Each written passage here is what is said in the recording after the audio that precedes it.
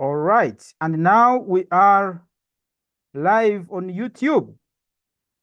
We're streaming live on YouTube, right from here at Rusid Center in Mitiana, Central Uganda. So thank you, whoever has joined. I see my friends from Nigeria. I see my friends from Burkina Faso, from Benin, from DRC. You are most welcome. Kindly go ahead, introduce yourself in the chat. Write in the chat, mention your name, your organization, and country. Yes, I acknowledge the presence of the president of the AFSA Land and Agroecology Working Group. Hi, Excellence Marian Basse, you're most welcome. Thanks for joining. Hey, Charles, thank you. Yes, agroecology map. I see you there. Oh, so many people. My longtime friends are all here. Nice to have you people. Yes, yes. So we will be taking you around this center. You will see very amazing agroecological practices that the Lucid Center has been able to put up. The team here will be taking you through, and there will be a lot for you to learn.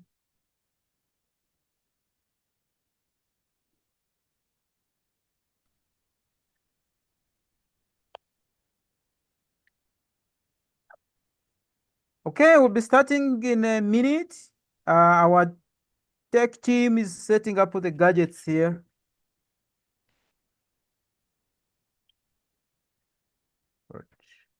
Our tech team is setting up everything, and we'll be launching in a second.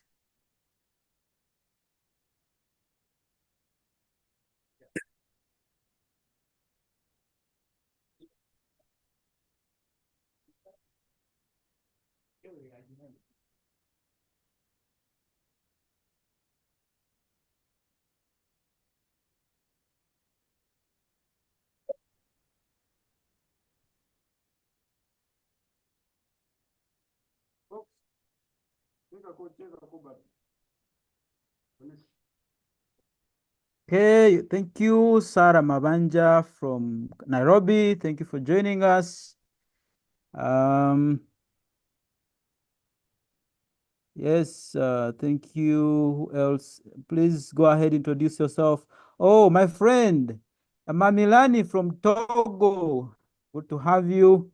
Oh, Hagos from Ethiopia. Nice to have you here.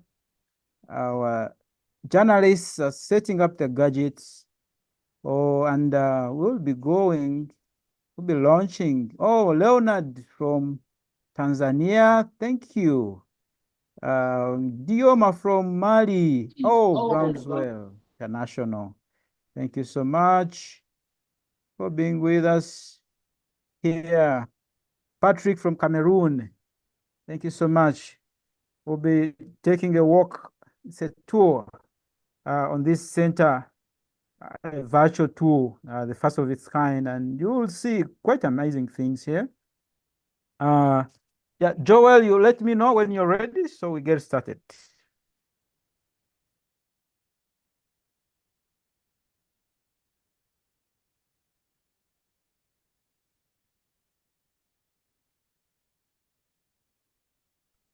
Yes, so we are streaming live on YouTube. Um, just have to go to our channel, our our YouTube channel for AFSA. I'll share that, no problem. Uh, I'll share the link in the chat in case you want to send it to someone who can't access Zoom, but they can. Yes, that's our link. I mean, our YouTube channel there at AFSA Africa. So we're live on YouTube at the same time. Feel free to uh, get in there in case you want to follow via YouTube.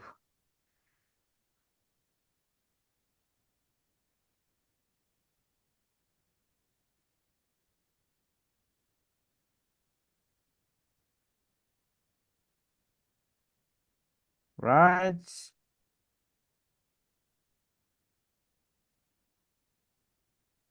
So let your friends send that last reminder to whoever is joining. Tell them the big day is finally here. And we are getting started.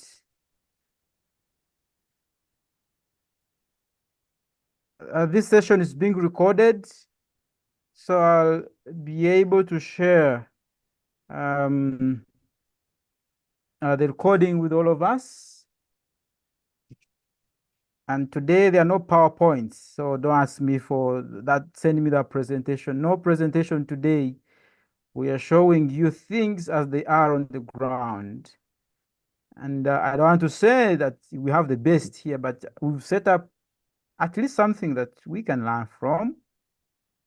And you tell us what you think needs to be done here to improve this center, to make it better.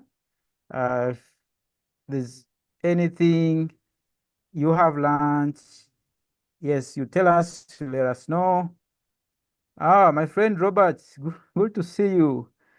Yes, thank you for joining. Yes, Good to see you, Charles. yes.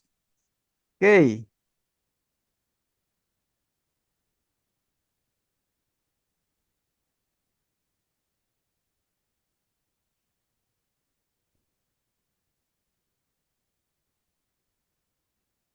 Oh,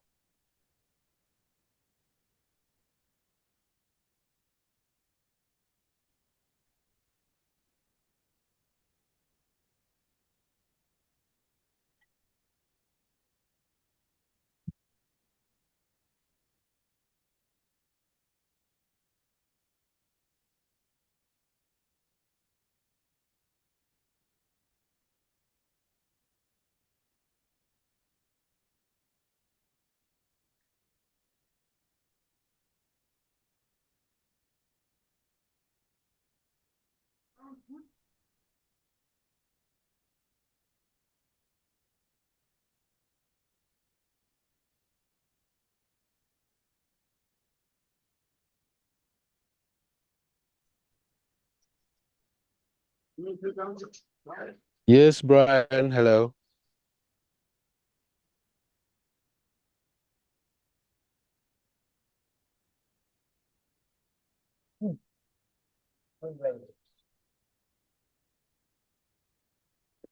Yeah, yeah, that's it.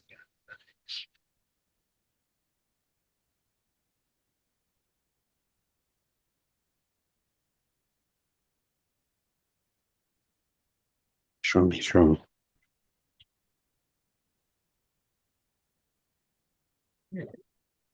I start. All right.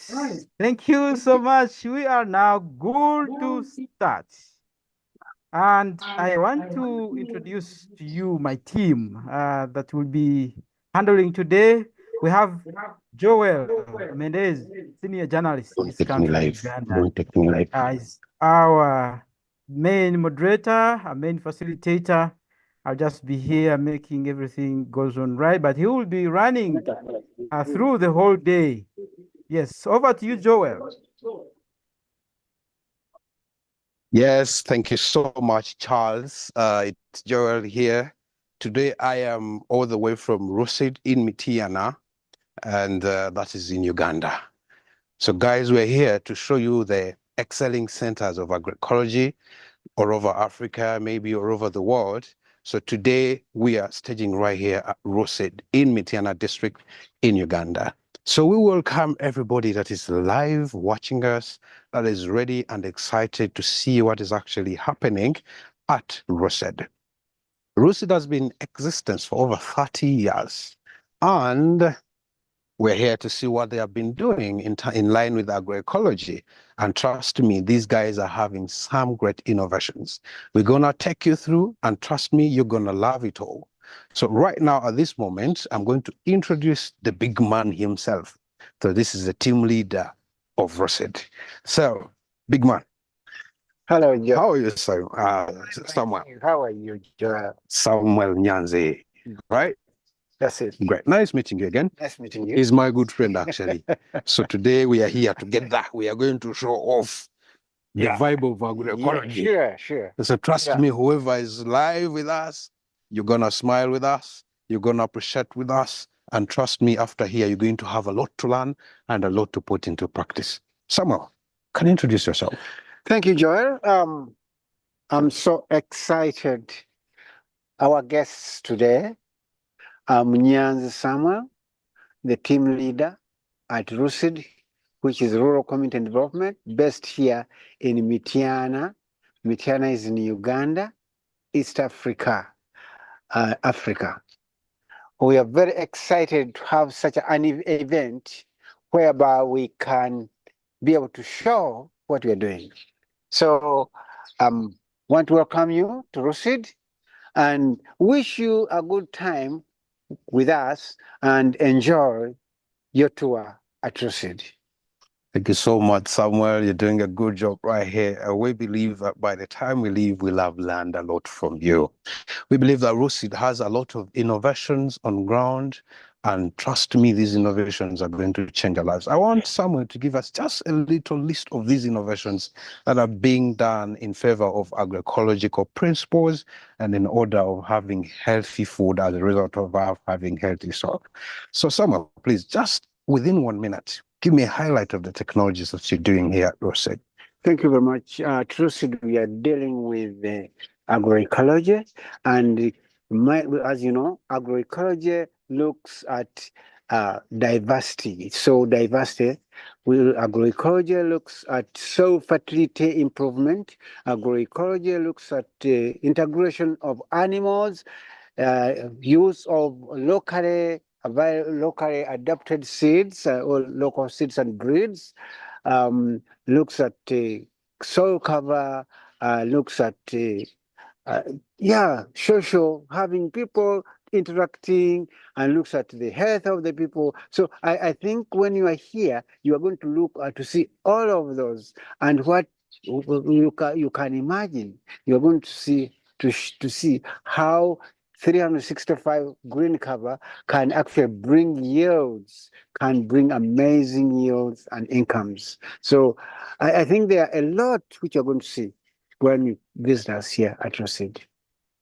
Well, say thank you so much, Samuel. Right now, at this moment, we have a wonderful team, amazing team behind the architecture of RUSID. And let's just have a quick introduction of these people. And from that, we're going to go back to our online audience. Thank you. Yeah, thank you very much. With me, I have a staff. I have my staff here, some of whom are with me today. Let me introduce to you Mr. Joseph Gita is our senior lecturer and trainer. I have Mr. Daniel Dumba, who is the registrar at RUSID College. I have my senior trainer and inspector, but also is the principal of RUSID Organic Agriculture College, who is Mr. Sebaduka Elisha, and I have the center manager, but also the biofertilizer expert, Stuart Nyanzi. So we work together with these people here, but also there are others who are doing other work in other areas. You might meet them, or maybe if you don't meet them virtually, you'll be able to meet them when you come here. Well, thank you so much, Samuel. So at this moment, we are coming back to you. So Charles, my brother, please take over. Thanks very much, Joel. Once again, my name is Charles. I am the project officer at the Alliance for Food Security in Africa. AFSA, probably most of us, some of us are hearing about AFSA for the first time, but AFSA is the Alliance for Food Sovereignty in Africa. We are present in 50 of the 55 African countries. It's an alliance, of course, so it's got members, currently talking about 41 members, and these represent civil society organizations, international non-government organizations, farmer organizations, faith-based organizations, etc. And these represent smallholder farmers. Currently, we're talking about more than 200 million smallholder farmers across Africa.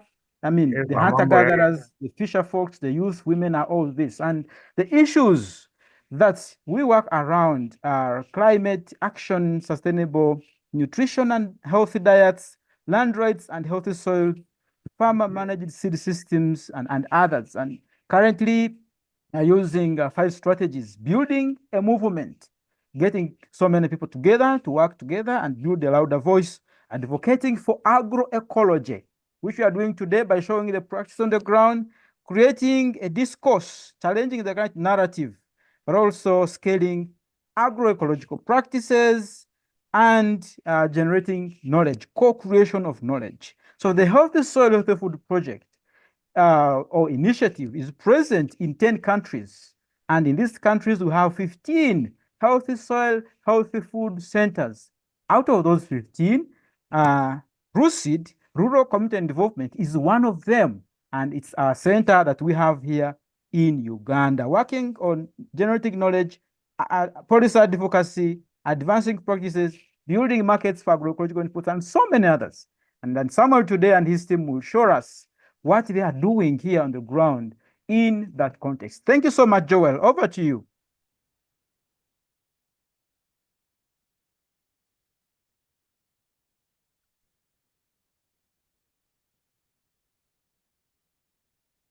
Thank you so much, Charles, for the wonderful job you have done.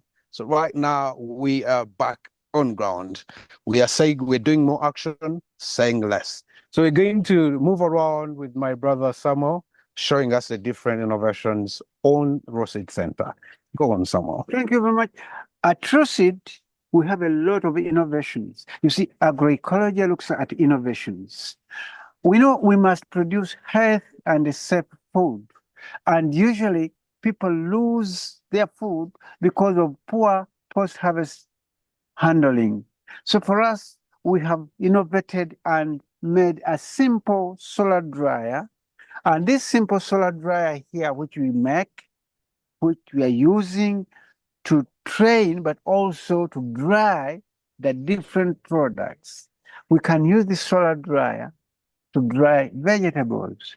As you see, it uses air for drying, and which means the temperatures are not so high, and therefore the vegetables don't lose nutrients. So this is really a very important innovation, and we encourage people really to be using this. And what is really amazing, it can dry a variety of products. You can dry vegetables in here, you can dry fruits in here, but what is amazing, you can also dry other hard products like coffee. Coffee can be dried in here, and when you use this to dry coffee, the aroma will be really amazing.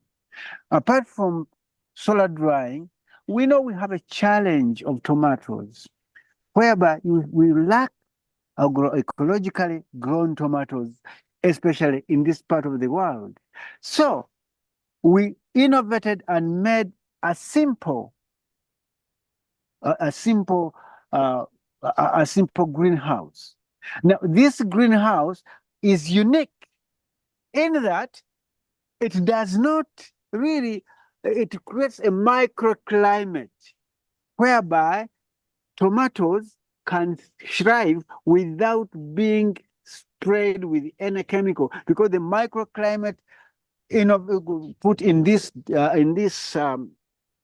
greenhouse makes the tomatoes to continue. And because we are looking at agroecological systems, that's why we actually made this greenhouse. And what is amazing, we are using local materials.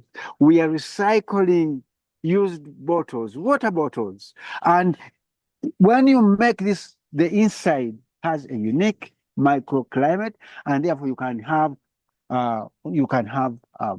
your tomatoes grow very well. At RUCID, we have several innovations, but you find they will be actually scattered all over. When we come to them, you'll be able to actually see and appreciate what you're seeing. Well, the greenhouse has not yet been clear in the camera because of the barrier we have here, but it's made up of some bottles. It's making quite a cool housing with water inside. Yeah. And it's giving good conditions for the growth of tomatoes. Thank you. So let's go around. So as we move, we want to go in one of the interesting microclimate structures. That is our forest. Here at Lucid, we have a natural forest.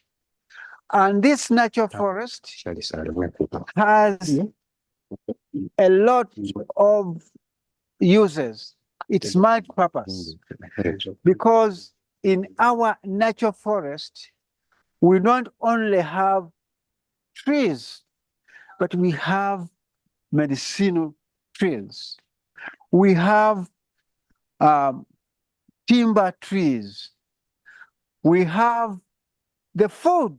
What is amazing? The food which grow into the forest. Because you can imagine, this one is a yam. Is a yam, which actually is growing in the residues, the leaves, and it grows naturally, and we harvest occasionally without actually adding a fertilizer. But what's amazing, the result. Come and see the result. We have plenty of yams which are actually have grown in here, and they are growing in the forest. Now, Charles, please come and let people see this. you can imagine. And what is amazing, this is a yam, and this yam has been growing in the forest. And when we are digging, because of the soft soil, we don't even need a hoe. You just get it. I just got it outside. You can imagine, look at these yams, these ones, they are here. They are growing in the forest. So when people say, agroecology cannot feed, but already this is too much food here. But also we have other climbing fruit. So apart from the food, the leaves, we talked about the fertility of the soil. Yeah. Depends on how active the microorganisms are. Yeah. And sometimes it becomes difficult to get those microorganisms. So for us here, what we are doing, we have this forest whereby the leaves fall down and they start feeding on the leaves. And therefore, now we are growing a lot of these microorganisms. And after they've invaded here, we take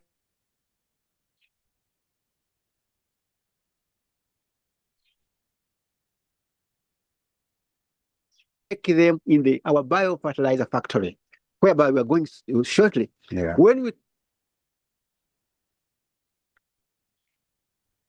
put them in the biofertilizer factory, when we multiply them, we'll start behaving like a forest. You have never seen a forest with this.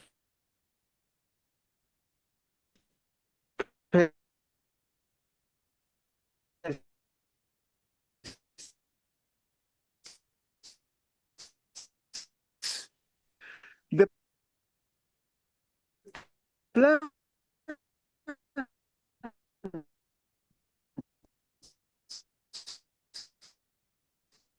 in the forest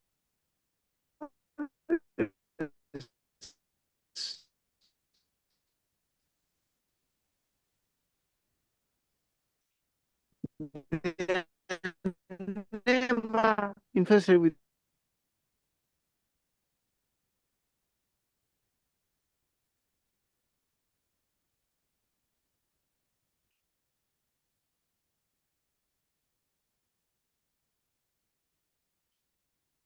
Hello. Yes, we are getting a better connection from our tech team. It's been raining here since morning, so the internet connection is a bit jumping, but we are getting a better spot. Don't worry, give us a second. And also moving around the fields, as you're moving around the fields, those spots with by connection. So yeah, so Samuel has been walking us around, and he has shown us so far a technology they are using to dry the vegetables. Uh, Yes, you've requested that you want to get in there, so we'll probably bring back the camera so you see if there's yes anything else you can learn inside the bottle made. This structure here, where the vegetables are dried from, is made of bottles. So that's the principles of agroecology, recycling. The recycling principle is working here in practice, and our vegetables being able to keep for long, and provide the nutrition that we need. Charles, Yes. Okay. Over to we you, are Joel. back. Thank you, Joel. Thank you so much, Pick it up for me. Charles. Samuel, I would request you to be brief as much as you can as you're taking us through, because this is 16 hectares of land. Yeah. So let's be brief, but as well execute the knowledge onto the people. Okay. So please. As we end with the forest, this magic tree, which is here, I think it's very important.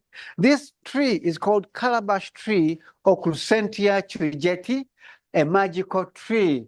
And the calabash is used for as a bowl, but also the inside is highly medicinal. So I think at least we have a variety of trees which do have a lot of actually benefits, and that makes us really having a unique center.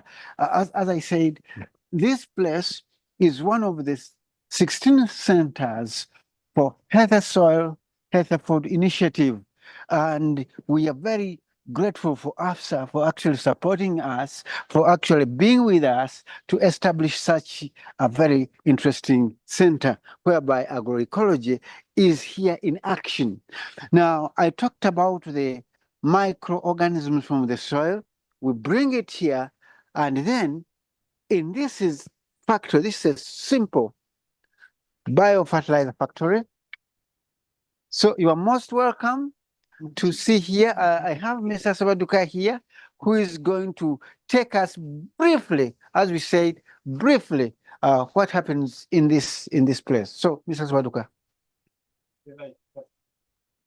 You're most welcome. My name is Sabaduka Elisha. Sawaduka, I'll give you the sound, please. Thank you. Yeah.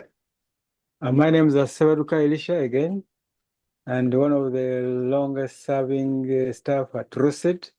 Since 1994, we have been here doing the work. And here you are. It's a biofertilizer factory where we try to bring about innovations that can help us in amending and repairing the soil. Because you all know that our soils have been degenerated because we harvest day in, day out. And when we harvest, in most cases, we don't recycle. So here we're trying to see how can we repair those soils. And here we have bokashi, which is a very good soil amendment product that we can use in our soil, see to it that we can rejuvenate the nutrients, the elements, and then also the microorganisms.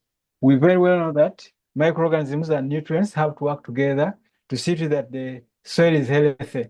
As we are looking at healthy soil, healthy food, we have to begin with the soil and see to it that we can produce a lot. Now, this bokashi can be produced from a number of raw materials, which I will be talking about at a later stage. We have the coffee husks here as one of the ingredients, coffee husks. Then we have the fresh, dry animal dung. Then we have the rice bran.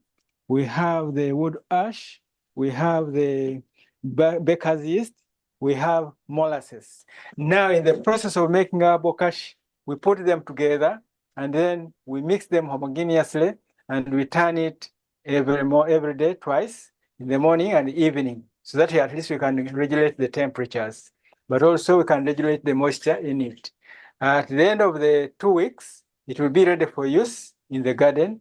And by the time you take it in the garden, it will be ready to release nutrients, but at the same time, it will inoculate the microorganisms into the soil so that the soil becomes healthy, and then it can help in production of healthy food, because we are interested in healthy food so that we can be also healthy people. Now also we have other fertilizers, liquid fertilizers. For example, we have this as a liquid biofertilizer.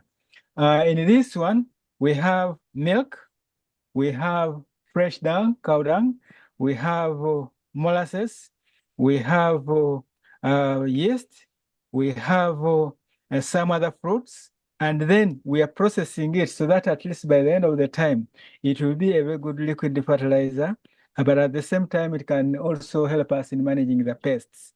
And as you can see, it is being processed under controlled air. That's why you can see that we put a airlock so that it comes into the water. Now, by seeing those bubbles, it means that the process inside here, the controlled fermentation is happening. So within 30 days, it will be ready for use. And then we shall mix it, we shall dilute it at a rate of 6:1, and then take it to the garden, inoculate the soil, and then we can also spray the plants, and then the plants will be supported, and therefore they will be stimulated to the growth, and therefore our plants will be healthy. Now also we have another one, and this is another innovation. We have our drum, and in the drum we have the cow dung, we have the urine, we have water, we have fruits, and then we are fermenting together with the yeast so that this process can go on. Molasses also inclusive. Now the process goes on. To allow this one to not to burst, then we put the airlock, and then it goes into the bottle, and then it will begin bubbling. When it stops bubbling, then we are sure that the processes here are done, and therefore the nutrients are stable. So we can spray on our crops, and then we can also drench the soil so that we can have healthy soil. There are several other products here, biofertilizers, which also we process here at Rosid, so that at least we are not tied up to imports. We want to see that we can process our products here, and that will be self-sufficient and have the sovereignty on our food production. And so we are not depending on external inputs, but then we can process our products here, and then we shall be able to produce our food, and our food will be healthy. And we are sure with this kind of innovation, we shall increase productivity, which will be able to meet the increasing population. But at the same time, because we have these products, we shall be producing food which is safe. And therefore, we are supporting food safety for all, because without safe food, then we are eating junk. We want to have safe food so that we can be quality food, and then we are able to progress and then go on with other activities. There would be other products which we could look at, but then because we have to minimize the time, I think I have to thank you for the time that you have given to visit us. Thank you, come again. And we are able to train in biofertilizers together with other technologies in improving agriculture. Thank you very much. Thank you so much, Principal Elisha. I call you Principal because this man is so much informed when it comes to agroecology. I like you. One time you'll visit him physically. He's doing a good job. Thank you so much. It's a pleasure. I'll take my minute. Oh. Mr. Samuel, let's keep moving. Yeah, I think you can already see the biofertilizer. Yeah. And we say soil fertility, soil is the most important. Yeah. That's why, and our initiative, Healthy Soil, gives us healthy food. And therefore, to make the soil healthy, we really need to make such a thing, to have fertilizers, to have natural fertilizers. And that's really is going actually to help us be able to improve our productivity. We've used this, and it's really interesting that when you see our crops, we are going actually to look at the bananas. Yeah. Here, people believe that the bananas should be in pure stand. But for us, we say in agroecology, we can grow our bananas together with the trees, Yeah. and we just add forest reserves. For example, in here, this is our sweet bananas. You see, in Uganda, we are lucky that we can even differentiate. We say we have sweet bananas. These are only for eating, right, sweet. Yeah. But also we have plantain. When you look at this, it's really interesting. As the center, we want to show, when you look at this place, there are two parts. The other part has these trees. And when you see the bananas under there, they are so beautiful. Yeah. And we say, okay, the macadamia tree, the macadamia, the ficus trees are very good for the bananas. And yet the macadamia are not very good for the bananas. Yeah. And so, because we want actually to train people, to tell them what would be the best trees to plant, then we make such an experiment. And very many people are coming here and they're seeing the difference, but also they can see that the bananas can grow healthy without using other artificial fertilizers. No diseases. Now, Samuel, Yes, please. I see you have covered your soil. I am seeing the irrigation system. Do you also need the irrigation system in agroecology? Yes. You see, when we talk about agroecology, it doesn't mean that you don't use good agricultural practices. These plants are plants which they need water. And sometimes maybe there is a stress. So that's what, but also covering the soil. We talked about 365 days green cover, but this one is dry cover. So Do you get this water from a river or from? we have our own dug well. So we dug a well, and we have a solar pump which pumps the water in, and then it comes into here. So we are saying, when we are talking about agroecology, we don't want to say that it should be, that is the backward, the back. No. You can. So sometimes we want to encourage or to boost the productivity by using such technologies. But also, as I said, we use very little water. Why? Because there is mulch. There is mulch. So I want really to take you here in our banana plantation to really show. Oh, thank you so much, guys. We've toured you through the half. No, actually, it's half. Yeah. It's halfway of the farm, and we're right Hi, now going to Joel. take you to Hi, Charles to Joel. do a brief preamble. Yes, Okay. Charles. Yes. Okay, go So ahead. I What are am you doing? taking you to Charles for a few minutes, and Charles will get back to us. Thank you, Charles. Back to you. Right. Yeah. Thank you. Thank you so much. So let's go this. Again, again. Yes. So we have more than 16 acres of land here, but let's see how far we are able to go with the time available for us today. Quite a number of technologies here. We have seen a very small forest or woodlot here that actually has established itself just because the environment was left for it to come up. Someone has explained to us, has shown us how it's able to collect microorganisms which are needed, to make the biofertilizer. He took us to the biofertilizer factory but he also showed us the food that are growing in this forest. That's why for this technology, food forest gardening. So here's a forest at Lucid. We are picking food. He showed us the yams they're eating from the forest. Yes, mostly ground yams and the climbing yams. Okay, so Joel is coming back, but they have also taken us through the fertilizer factory. And here there's a range of biofertilizers they are making here. You saw the containers, you saw the sacks. Here they have the huge capacity, and actually they've been making and selling to farmers and giving to other farmers. So you've seen they're making the biofertilizer here. So we do not have to stretch our economies, which are already indebted in loans, with imports, with fertilizer imports from other country.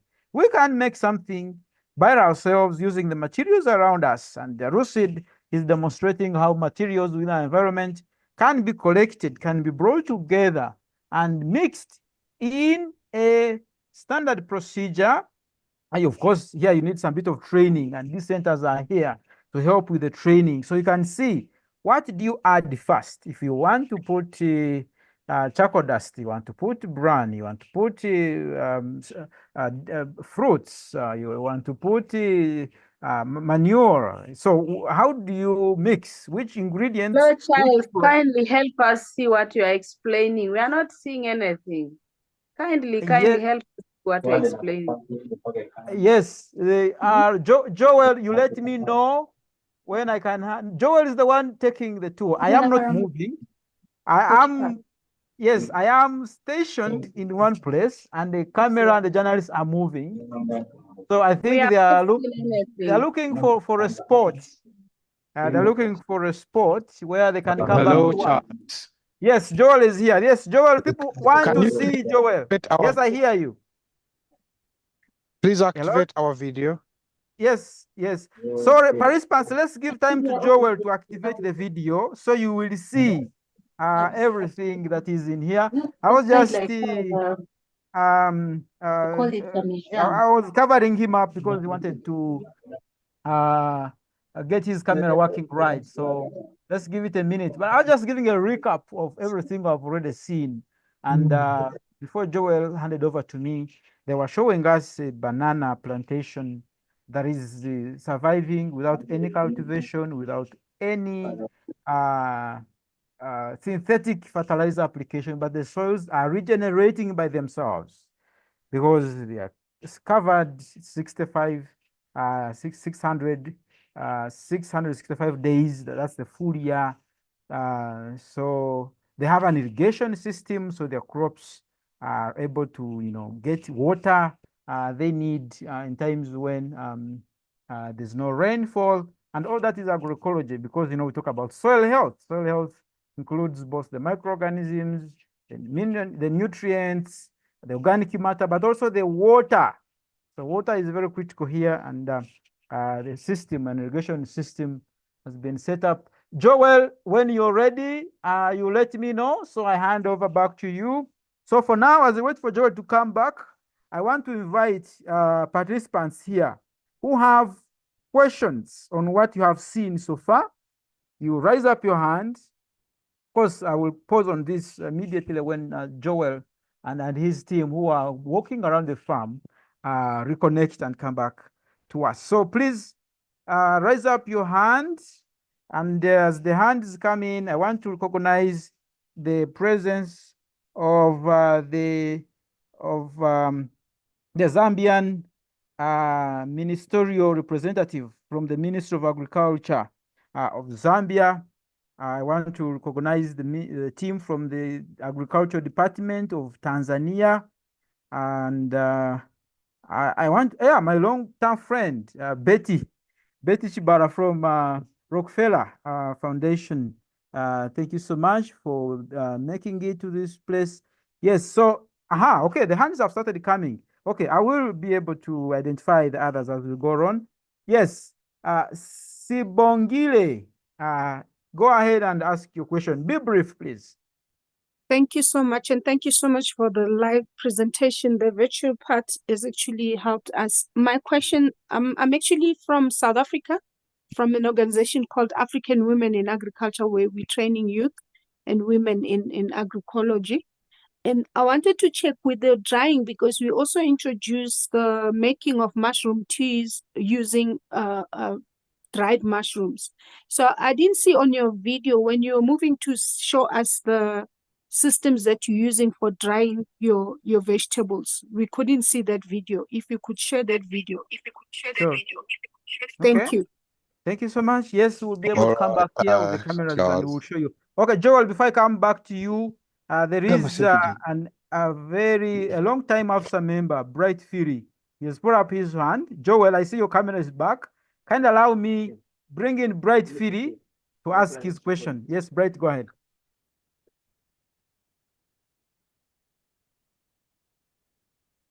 Bright, probably the hand was raised in error. Joel, Bright is not able to speak. So can I come back to you, Joel, or you need one more minute? Joel, I can hear you. I see your video is on. Am I able Yes, to talk? Charles. Me to come?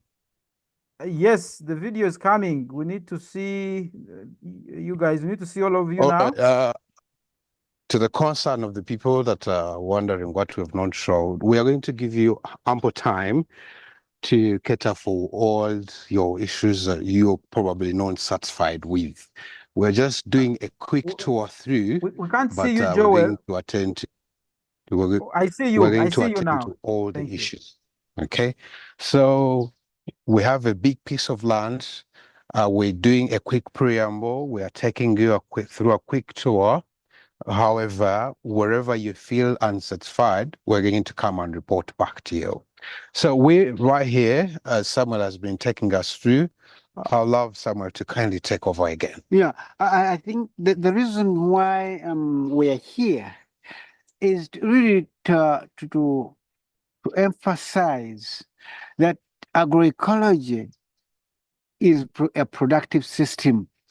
For example, when you look, these are local yams. One of the principles of agroecology is encouraging local foods, and these are local yams. And they are put into just a trench. So you can using that land maximally. So we have and here they just grow, not growing, but when you plant them, but then the yield is very high. But also when you look at the bananas, for the people who know bananas, I wanted actually people to experience this. I want to show you what agroecology can do. Please come with me, and I'm going to take just a few seconds to harvest this banana. Look at these bananas. An agroecological banana. So when you look at this, I wanted actually to see if, yeah, I'm energetic, but I cannot carry this. So let me try to harvest it.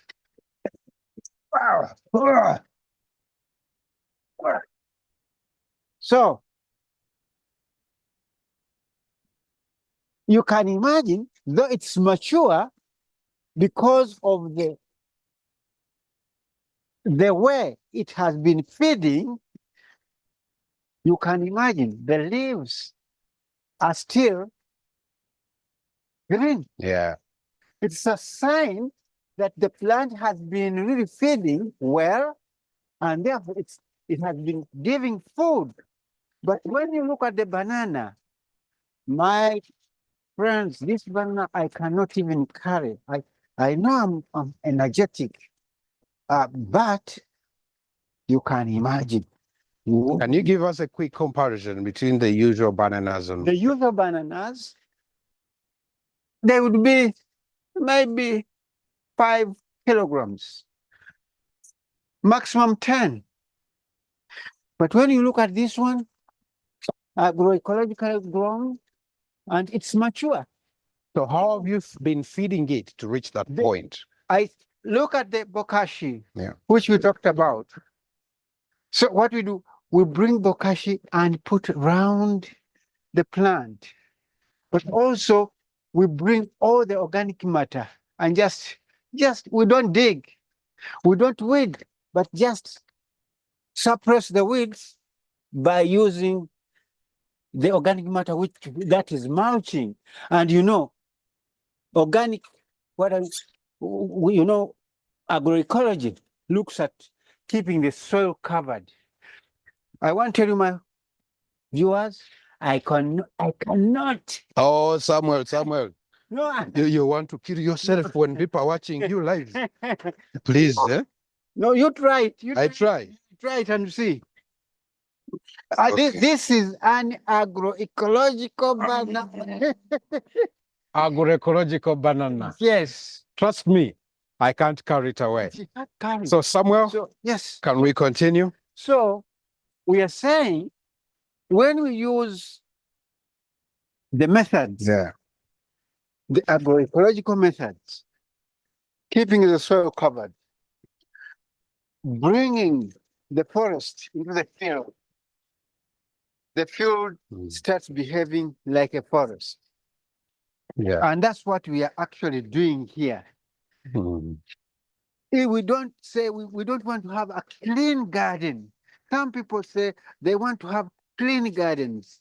But once you have a clean garden, then it means there is no diversity. So we have kept all of our gardens are not, they are what I mean by clean. Some people just weed and whatever, but we make sure that we put every organic matter we put into our garden. And this actually has made our garden to be productive. Why does your garden doesn't have weed? One way of suppressing weeds is mulching. Yeah. Once you mulch, you continue mulching. And for us, as you've seen, we don't have a program where we go and cut, but we use the mulch from within our farms. So when we cut the tree branches, we bring them here. When we cut the grass, we bring it here. So we keep our gardens clean by the use of mulch. And mulching is one of the principles of agroecology. And what I want to tell my visitors, these principles of agroecology are very, very important, and they are real. We have done it, we have seen it, and we agree they are real practices which can. For how long have you done these agroecological practices? I've been before the term agroecology come, I was doing organic farming.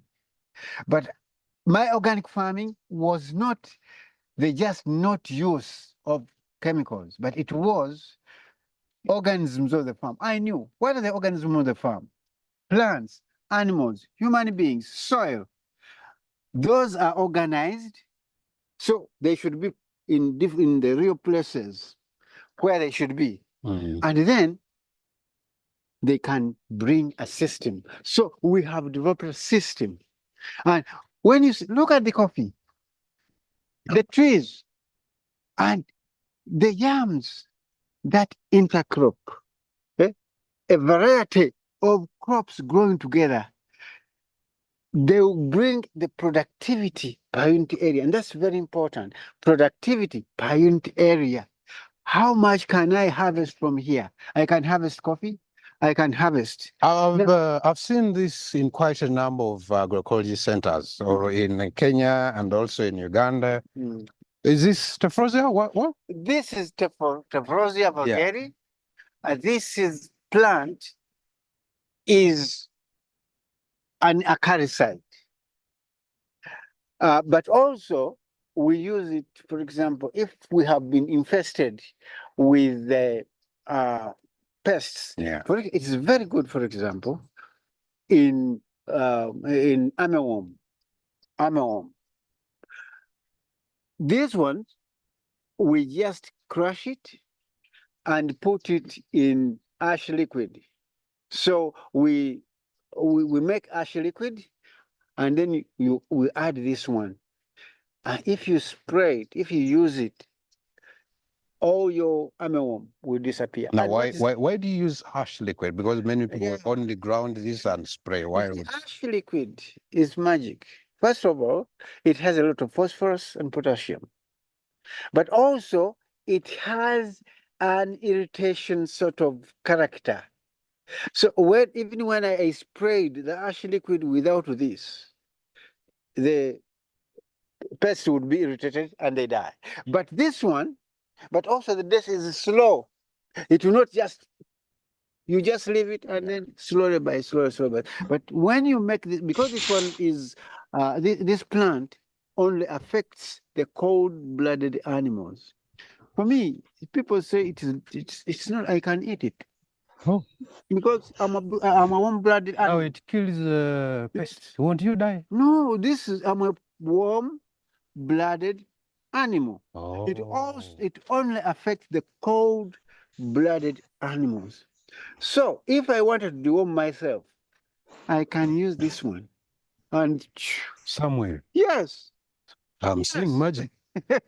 Why do you have a lot of grass here? We talk about integration of animals into the farming system. There is no an agricultural farm which should exist without pasture. So we have different pasture grasses here. As I said, agroecology works on diversity. So you see different types of grasses. And therefore, when we feed such pastures to our animal, they have a balanced diet. We are talking about diversity. Each plant has different minerals, has different ingredients. And so this is a very important piece of land for our animal. But we are looking at agroecology, diversity first, and then maybe go to this one. So this part, you can already see there is this one saying agroecology farm unit. Yeah. When we started the Healthy Soil, Healthy Food Initiative about 7 years ago. 7 years ago. 7 years ago, we said, okay, let's make a small demonstration. This place was Maram. Even when we planted these bananas, they were very miserable and very young, very miserable. And we said, we are not going to dig, but we are going to make holes and make this plant, start planting. Now, when you see, I always tell people, you can never understand the agroecological farm, not until you go inside the agroecological farm. Why do you keep cutting these we stems want of them banana? to really decompose very easily and they go back to the soil. So when you come to this, people will say it's not productive, but you can imagine. First of all, look at the bananas. These are sweet bananas, these are plantain. This one is the African basil.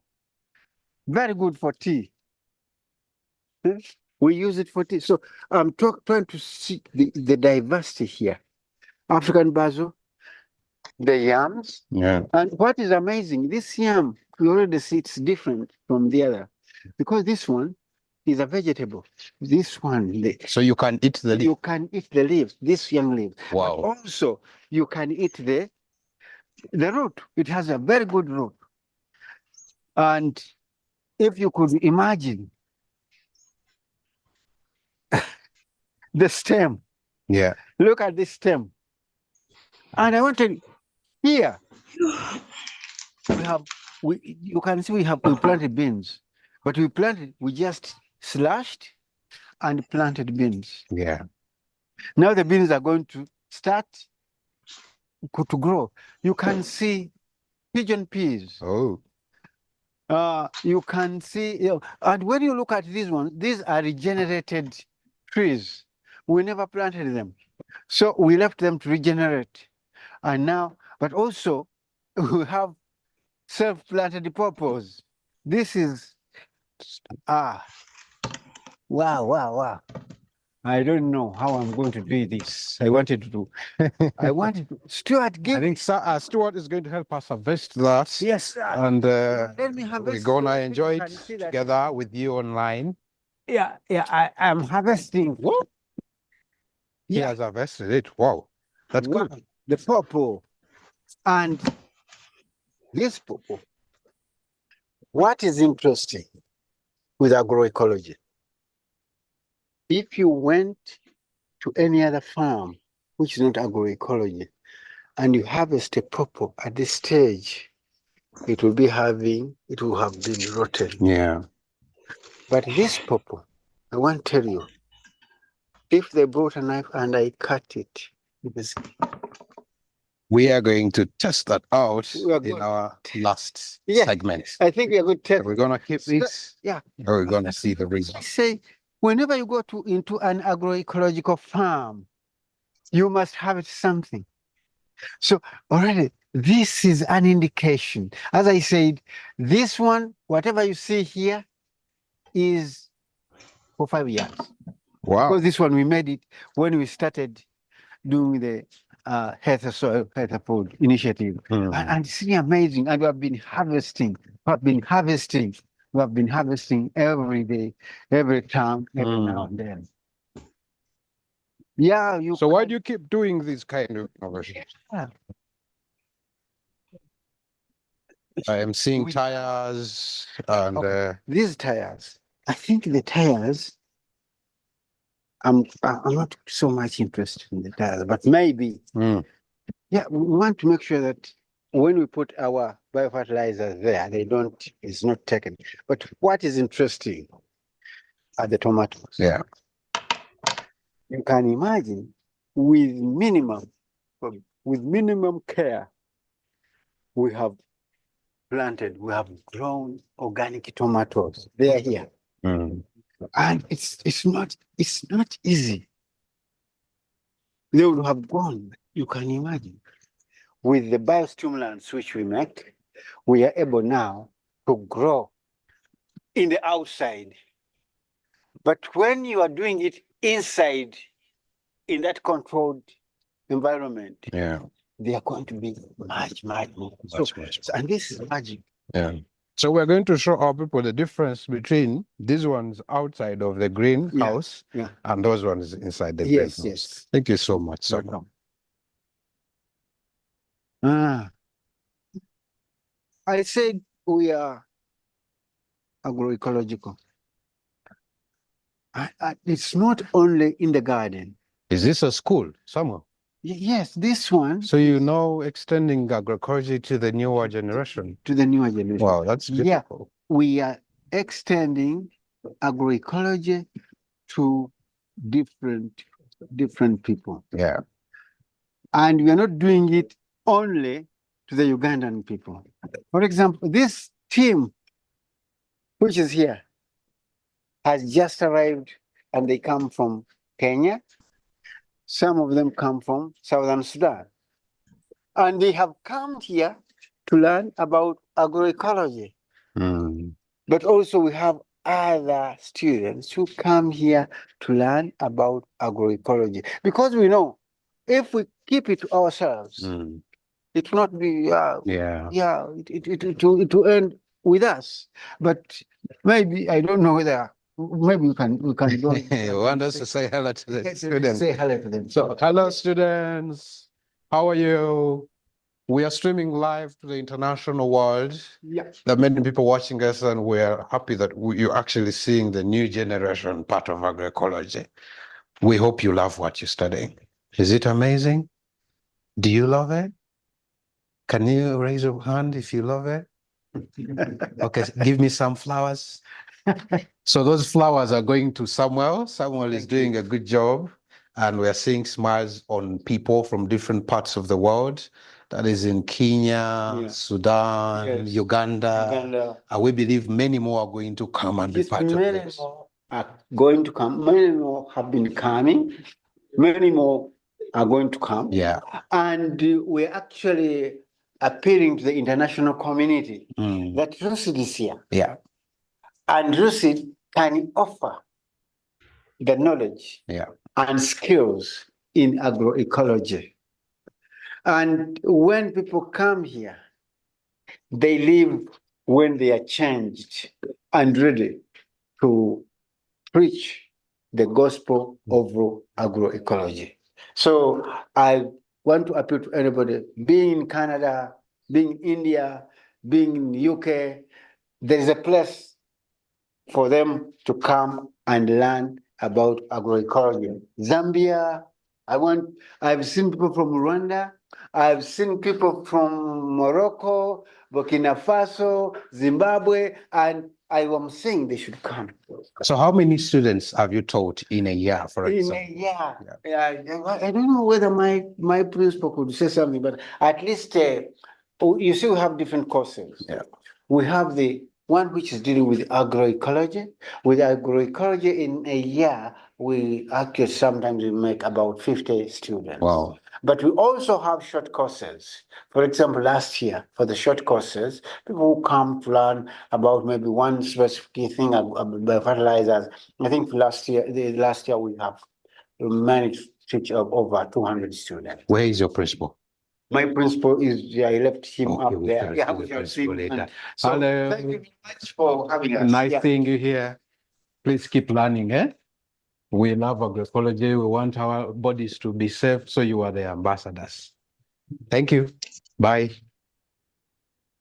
Yes, Samuel? Yeah, so, here, nothing. I think we're going down. I don't have anything here. Okay. Yeah. All right. So where are you taking us right now? Now, we've been talking about integration of animals with the crops. Yeah.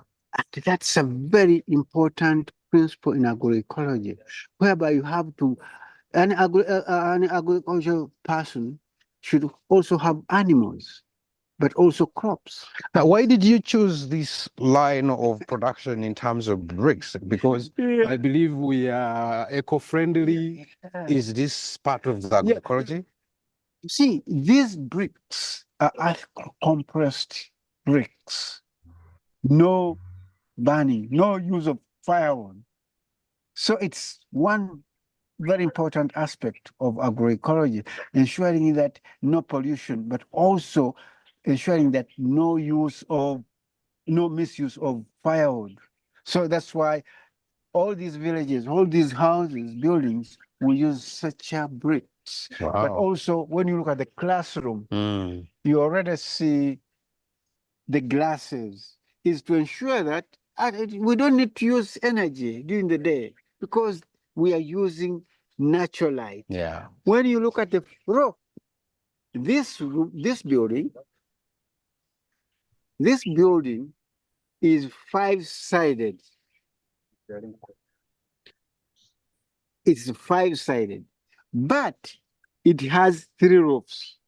That's a technology which ensures that even when it's very hot, the 3 roofs will reflect. Yeah. But also, when you look at the type of iron sheets we are using in Uganda, many people want to use.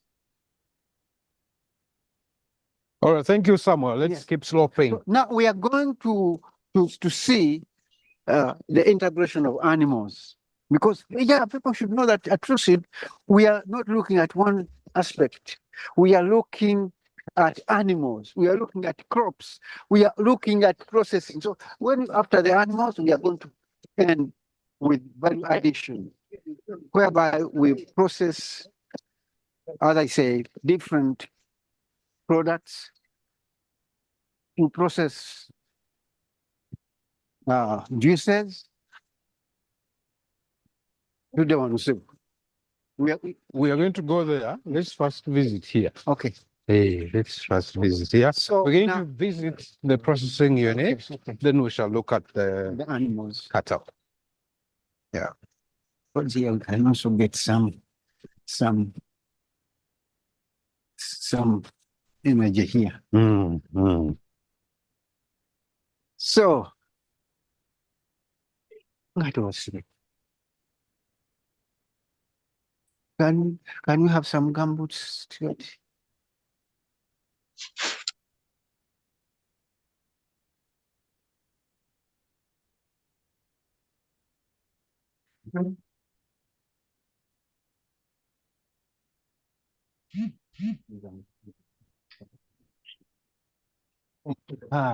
Auto wala masinyala.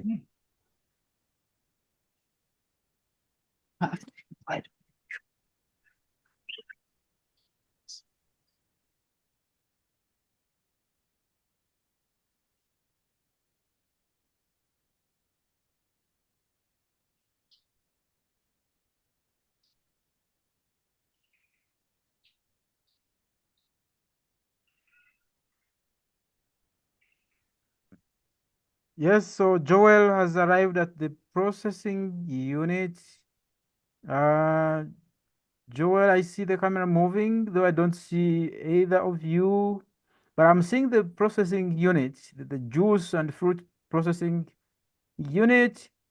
I hope I'll be seeing you soon. Joel. Okay, I see you have entered, Joel. That's good. Sound. Yes, Joel. Yingira, meza yingire. Okay, the team has entered the processing facility. I can see them now. When they have sorted the sound, they will talk to us in a second or so. Okay, Joel, I see you. Okay, so Thank you over to so you. much, Charles, for taking over for a while. It's quite a big batch of work we're doing right here, and Lucid is doing wonders. They are doing this thing almost in different production stages. So they have come all the way from the farm, and they're now coming to the processing part of it, and they're also going to transport these things to the consumers. They are also actually among the consumers. So we believe that a lot of things that are done here are actually amazing. So this is roasted fresh juice, and it's done from pineapple. This is 330 mils. Let me try it for you.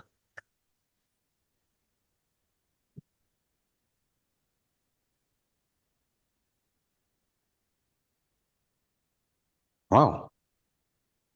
It's organic, huh?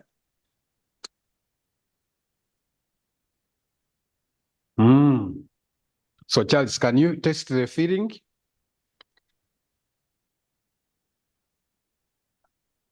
All right. So I'll request the big man, the steward, to take us to the processing unit. Yes, thank you very much. And our dear visitors, welcome. Once again, my name is Stuart Nyanzi, and I also work here at Trusted.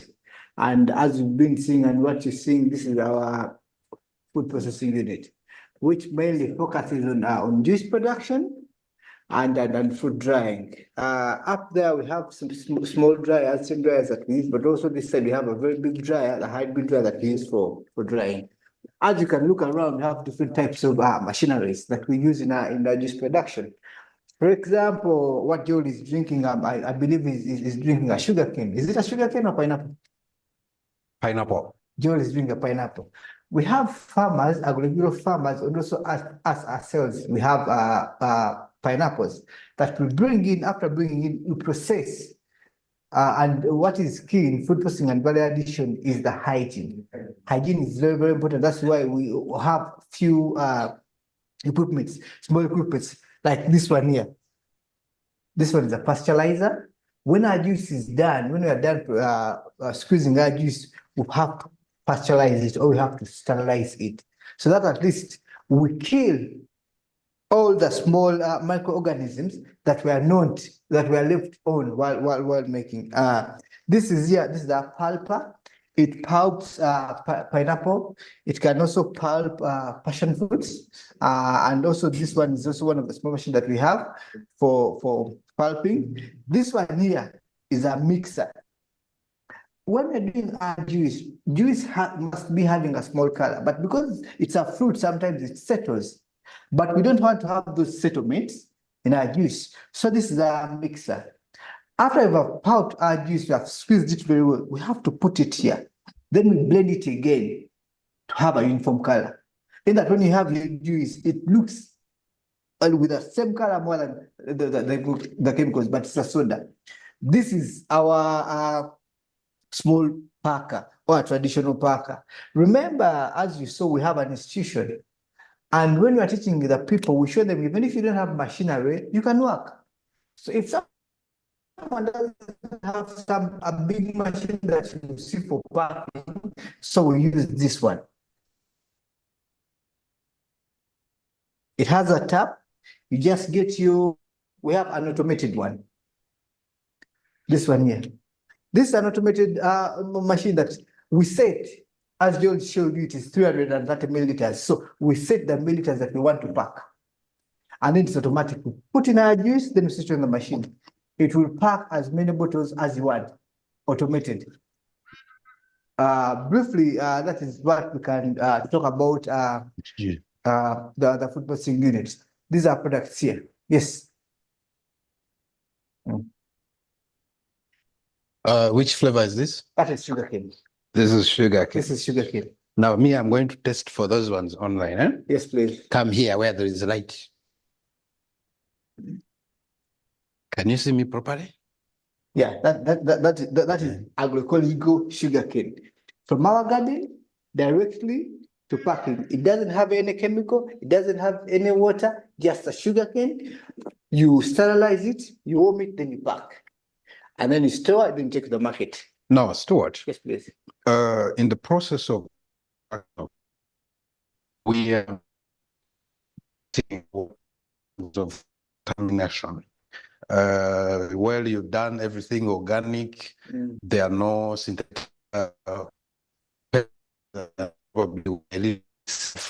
Now, when we come to the processing point, there are chances that food might be contaminated chemically again in the process of doing all this. Yes. So how do you confirm that our food is safe here during the processing? Thank you very much. The key factor in food production is hygiene. When we're making all our juices, when we're making all our dried fruits, the main factor is hygiene. It is unfortunate that we're not in production. If we're in production, otherwise we wouldn't have entered in, because look at how we dressed. We're not dressed properly. Also, yes, in transportation, in starting to prepare, there are some germs that are going to contaminate our juices. That is why it is also very key when you're doing food production, you have to have hot water at constant. You have to be sterilizing, you have to be pasteurizing yourself, your machines. Also, the dress code. You're not allowed to have, if you have beards, you must have a mask. You must be protected from yourself and also from the machinery. Yes, I may be using a knife. A knife is also a small machine. It may cut you. That's why you need gloves. So it is very important that you protect yourself. It is very important that you be hygiene and everything. Yes. Yes, take us to the storage point. This way is where we have our hybrid dryer. I did talk about dryers. You saw the 10 dryers up, but also this way we have what we call a hybrid dryer. We dry organic fruits, we dry cereals, we dry roots and tuber, we also dry peas. These are the dryers that in case we are not using the others, use these ones. So in here we have cassava, tuber, sliced properly, and then put in the dryer. So here we shall have high quality cassava flour with these ones. Also, we are not losing anything. We have cassava peelings. These are cassava peelings. Someone will say that this is toxic. No, when you remove the first layer. Also this one, it is very, very nice for animals. You just go, you crush it, then you mix it in animal feeds. So we are not losing anything from cassava. We have food, we have firewood, we have animal feed, we also have flour. So this is our this hybrid dryer that we use when drying, remember hygiene and quality. For both local and international market, we have to look at quality, we have to look at hygiene. Yes, it is organic, but is it clean? Is it safe? Is it safe? Yeah. All those aspects come out. So briefly, that is our small food processing unit. Well, that's amazing. Guys, I believe you've seen the refrigerators right there. I'm taking a very, very tasty juice made from sugarcane. It is amazing. I believe it is actually full of a lot of nutrients that are actually good for my health. We are so thankful that, guys, you are with us, you're live with us, and you followed us all through. Well, I think we have one more last segment that we need to look at. So that is the winery yes. And the livestock. And the livestock, yes. Okay, so where's the winery? Winery is this side, livestock is this side, sir. Livestock is this side, winery the other side. Yeah. Is it outside? It's outside. Okay, it's in another block. So guys, we have toured together and we thank you for being with us as we tour through Rusi, deep in Mityana district in Uganda, so that they are showcasing their agroecological practices. So right now, I'm going to hand over to Charles for just 2 minutes as we exit this building and go to the next building where we're doing winery. Thank you so much. Thank you. Thank you so much, Joel. It's all going well, and I really thank you. It's a lot to learn. People giving comments in the chat that they're learning a lot, and this is just the beginning. Today we are in Uganda. The other day we will be going to Kenya. We have an exciting healthy soil, healthy food agroecology center in Kenya, in Vihiga. And Ferdinand Wafula is with us here in this meeting. There are two others again in Kenya. OWAC is one of them. Rodi is the other. So the other day we'll take you to Tanzania. We have a center in Morogoro, Sustainable Agriculture Tanzania. So we'll take you there and you see what is happening in Tanzania. And the other day we take you to Togo. We have an exciting center, Eco Impact in Togo within the city. We take you there at some point. We have another one in Burkina Faso, and that is Bioprotect. So on the other day, you hear that we are in Burkina Faso, showing you best agroecological practices in Burkina Faso, and two others in Senegal, another one in Mali, another one in Malawi, another one in Zambia, in Zimbabwe, in South Africa.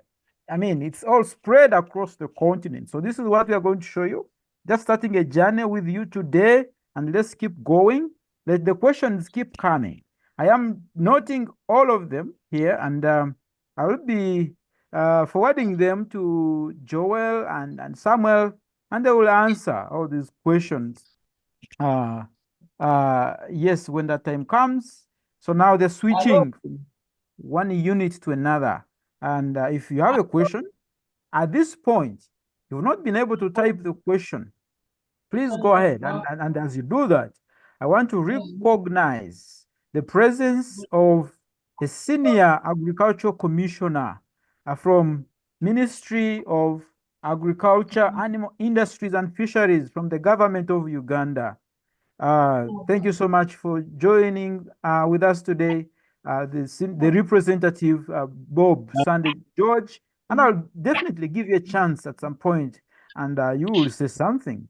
Yes, and I want to recognize other senior government officials that are here with us from Kenya, from Tanzania, from Zambia, from Cameroon. You're all most welcome. Thank you so much for joining here. If you have a question, quick comment, please go ahead, put up your hand. We don't want to keep you here for so long. We don't want to keep you until the end so you can ask questions. So if there's anything you want to be clarified and you've not been able to type, okay, yes. Oh my God, I had not seen you. Thank you so much. Okay, Christine, I will give you a minute, but now go ahead and ask your question. At the end, you will have to, of course, you are a member of parliament, Christine, you'll have to speak, but go ahead at this point. and air out the question, Christine.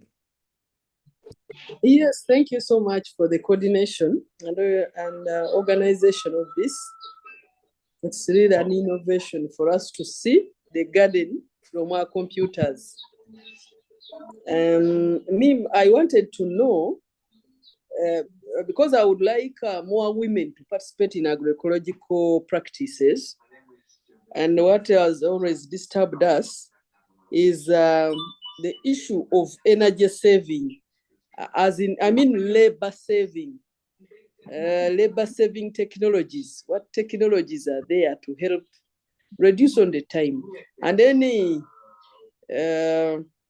technologies to also cover up foul smell in especially the use of agroecological practices, because some of these issues are the issues that deter women from active engagement in the practices in the gardens.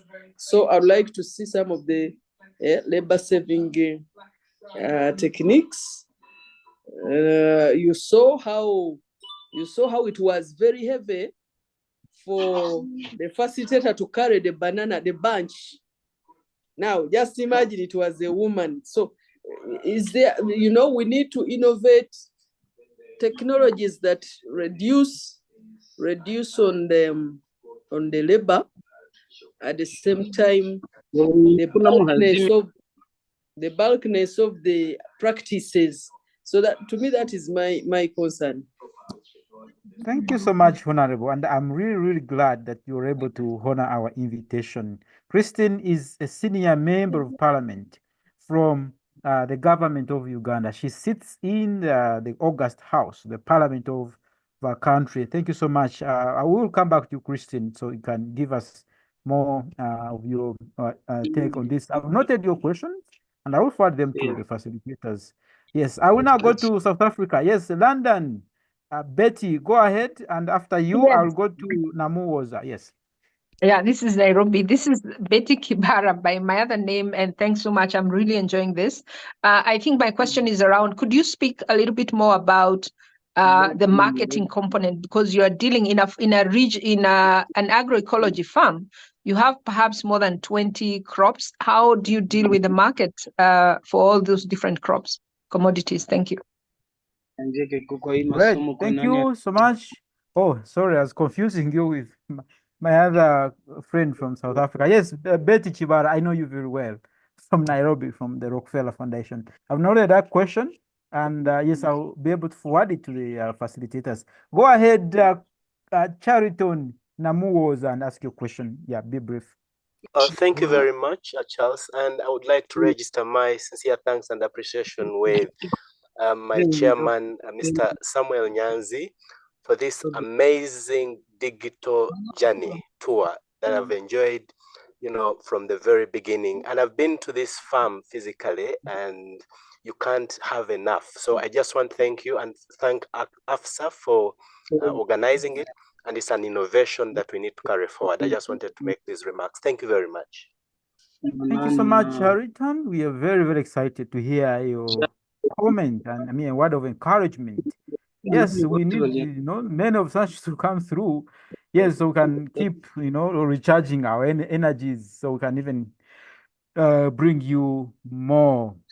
Yes, Joel, yes, when you settled in, let me know when you found a good spot. But before you get that spot, are you partnering with Agra from Betty? The answer is no.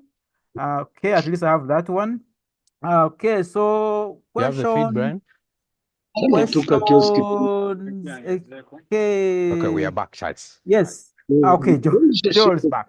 All right, I pause there for questions, and yes, Joel, at the right time, I will take you through the questions here, and then Sure, you you'll give me a respond. summarized bit of the questions, and we Sure, shall sure, take through, I'll go give you through a them. summary.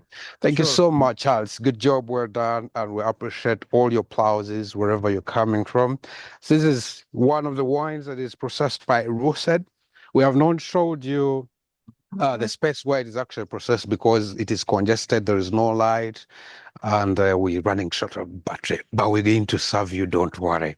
So thank you so much, Samuel, for all these products. Yeah. This is done from ripe bananas, pineapple, oranges, and thank you so much. Yes, Good job. So, Samuel, now, take us. we said agroecology cannot be complete without animals.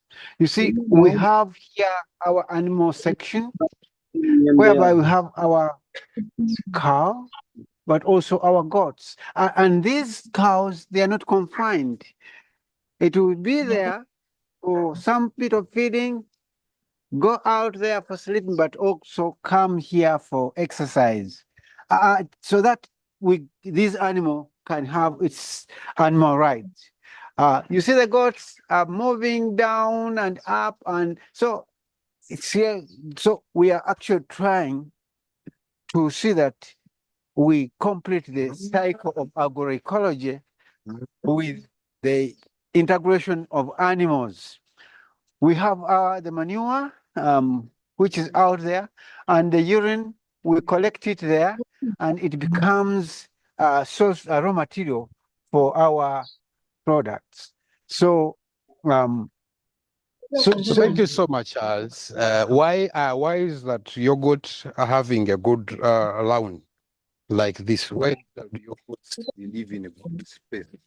yeah, because we have actually given ample space for the right number of animals. We don't overstock, so we want to make sure that we always have animals which will not actually overgraze and make the ground really bare. That's why we are actually doing it. So, but also, as I said, the urine is just in this barrel out there. This barrel. So we have a pipe from the unit, and the urine is collected in there, and then we use it later. And our manure is also in the shade outside.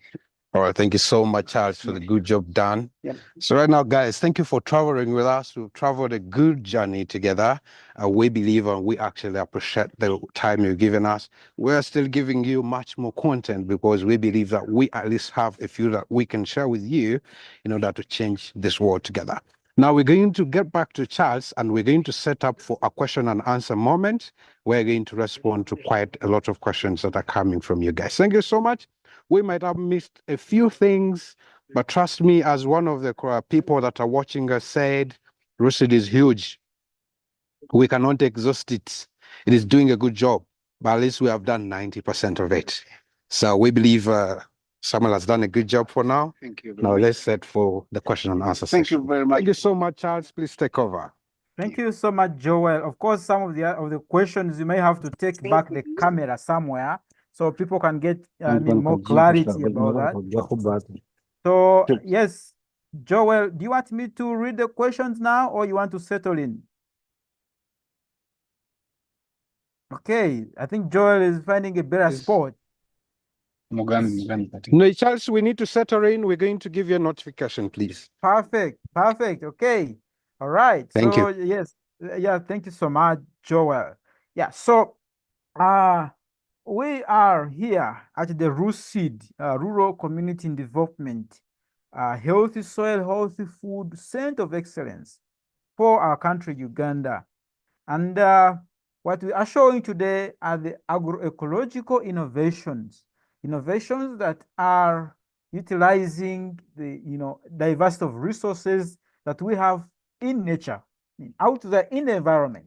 So there's almost nothing coming in here from outside, just using the resources in here, processing them, recycling them, making the best use out of them so that the land is managed sustainably, so that the soils are kept healthy to produce food which is safe, which is nutritious, which is healthy. Remember, if it is not safe, it is not food. Yes.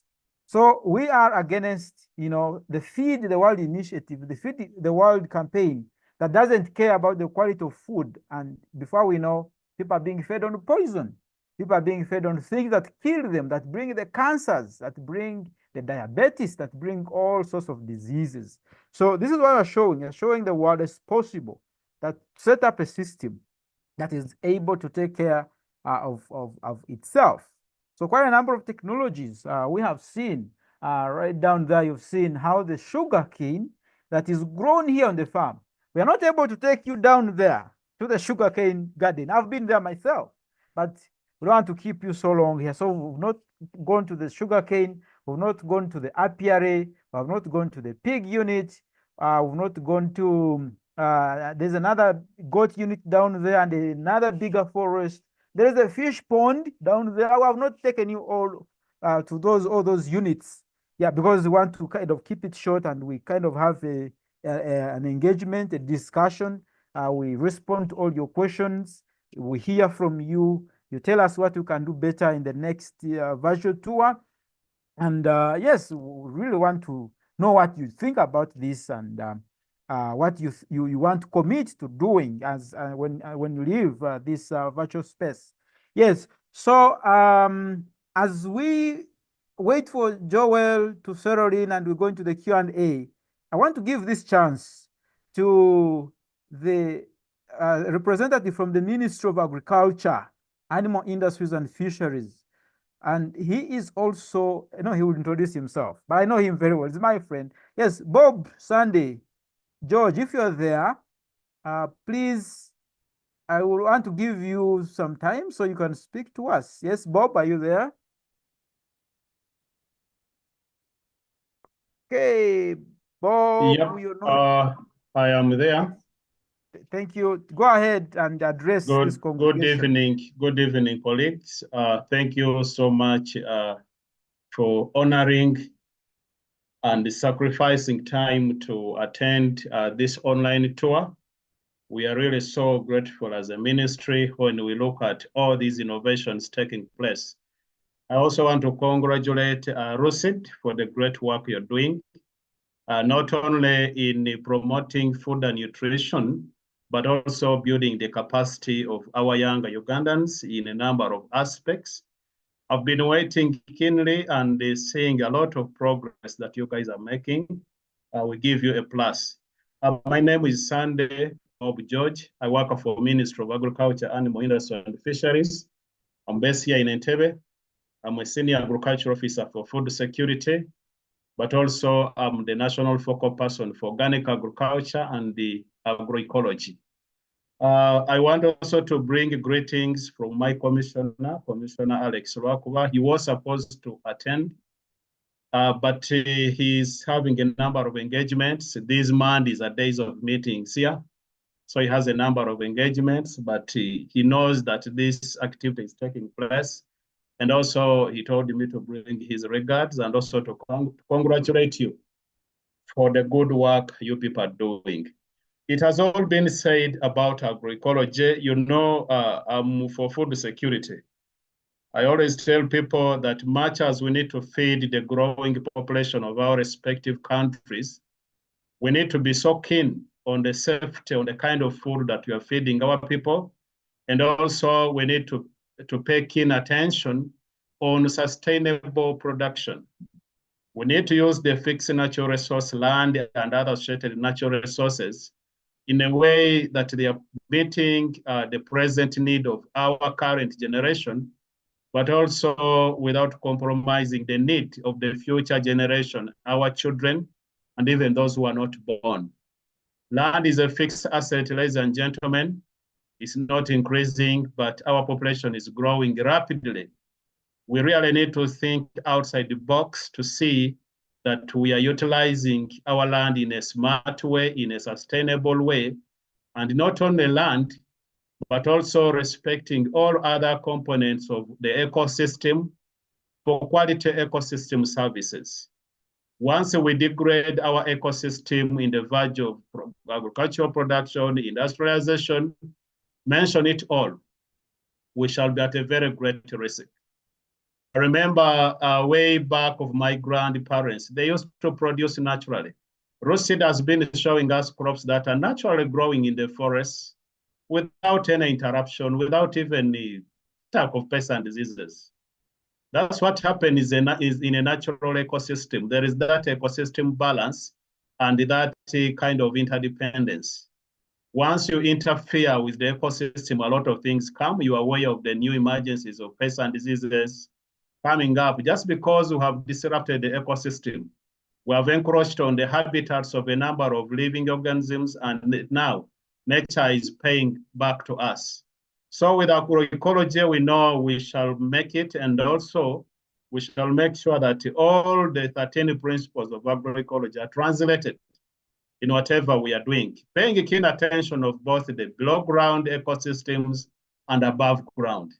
Ladies and gentlemen, I don't want to overdelay you here, but to thank you for the great work you're doing in all your respective countries, your respective programs and projects. As Minister of Agriculture, we are supporting the process. We have the National Agroecology Policy that was launched in 2019, and currently we are working on the National Agroecology Strategy. The Organic Agriculture Policy was worked on, is already in force, and we're in the final stages of finalizing the National Agroecology Strategy. We had a zero draft. We presented it to senior management. Tomorrow, 13th and the 14th, we shall be having another engagement to respond to those comments so that we come up with a final strategy that will guide the implementation of agroecology, that will support all the actors here in Uganda.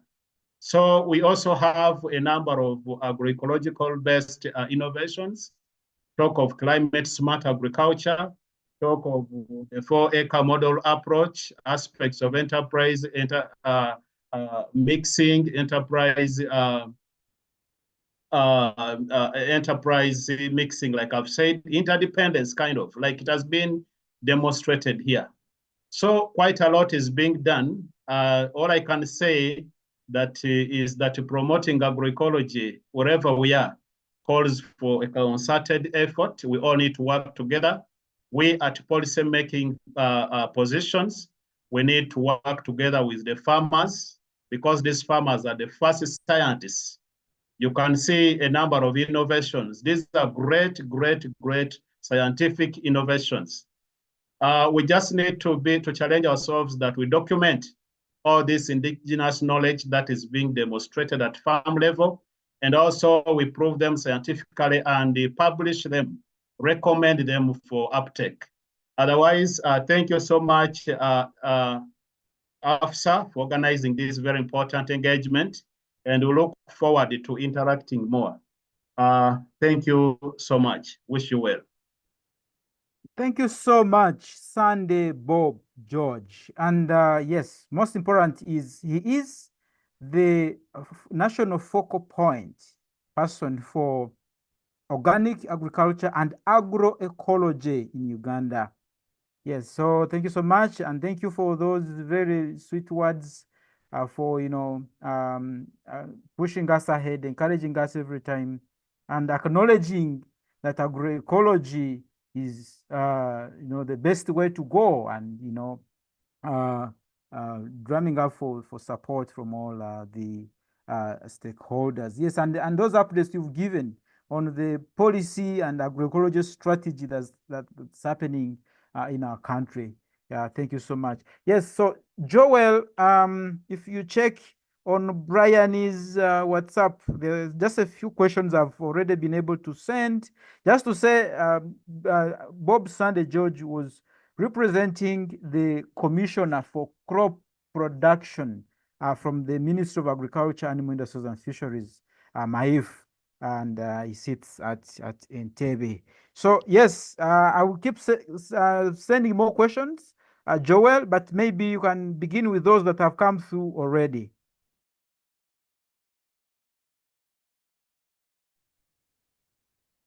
Well, thank you so much, guys. We appreciate the remarks that have come from the Honorable Alex Wakuba. We are so humbled, and we believe that we're going to move a longer journey together. We appreciate all the efforts that MAIF is also doing, and we are thankful to Ugandan government as well. You're doing a good job for us. So right now, at this moment, I am still looking for more harvests from Rusid to reach my desk here, because we process a lot, and wherever we go to the agroecological garden, we actually harvest something. So today we have harvested that.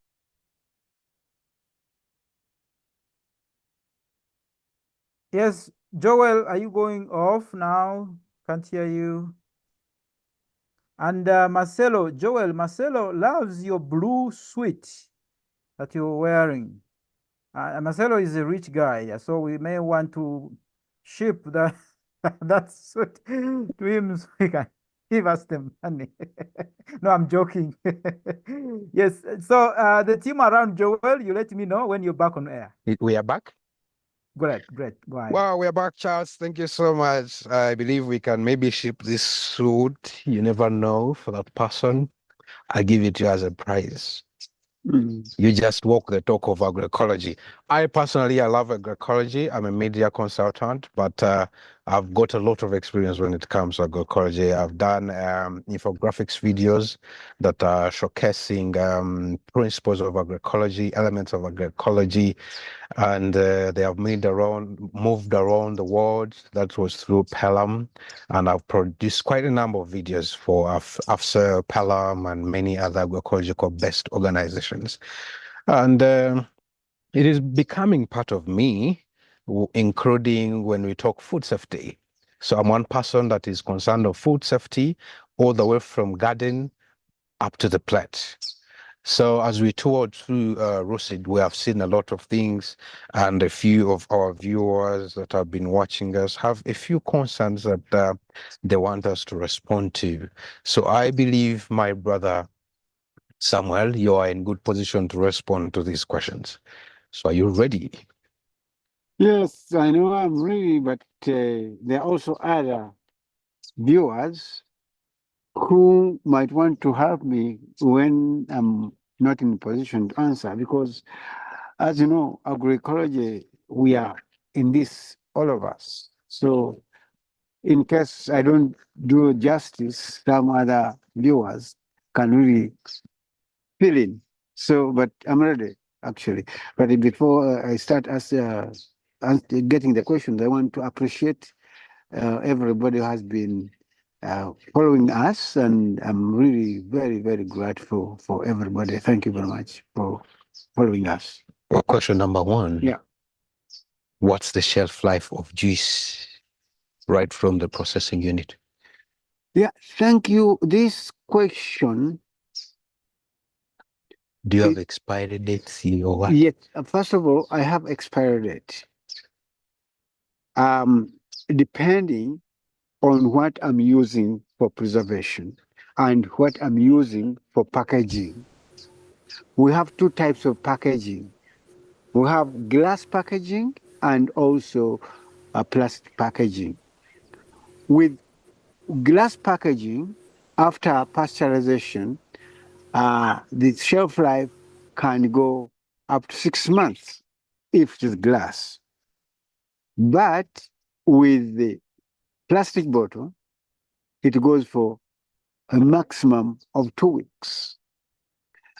What I tell people always, they want to have products which have a long shelf life by using dangerous chemicals. Yeah. So for us as Lucid, we've decided that we never use any dangerous chemical. If we are to preserve, we have our preservation agents. For example, wood ash is a very good preservative.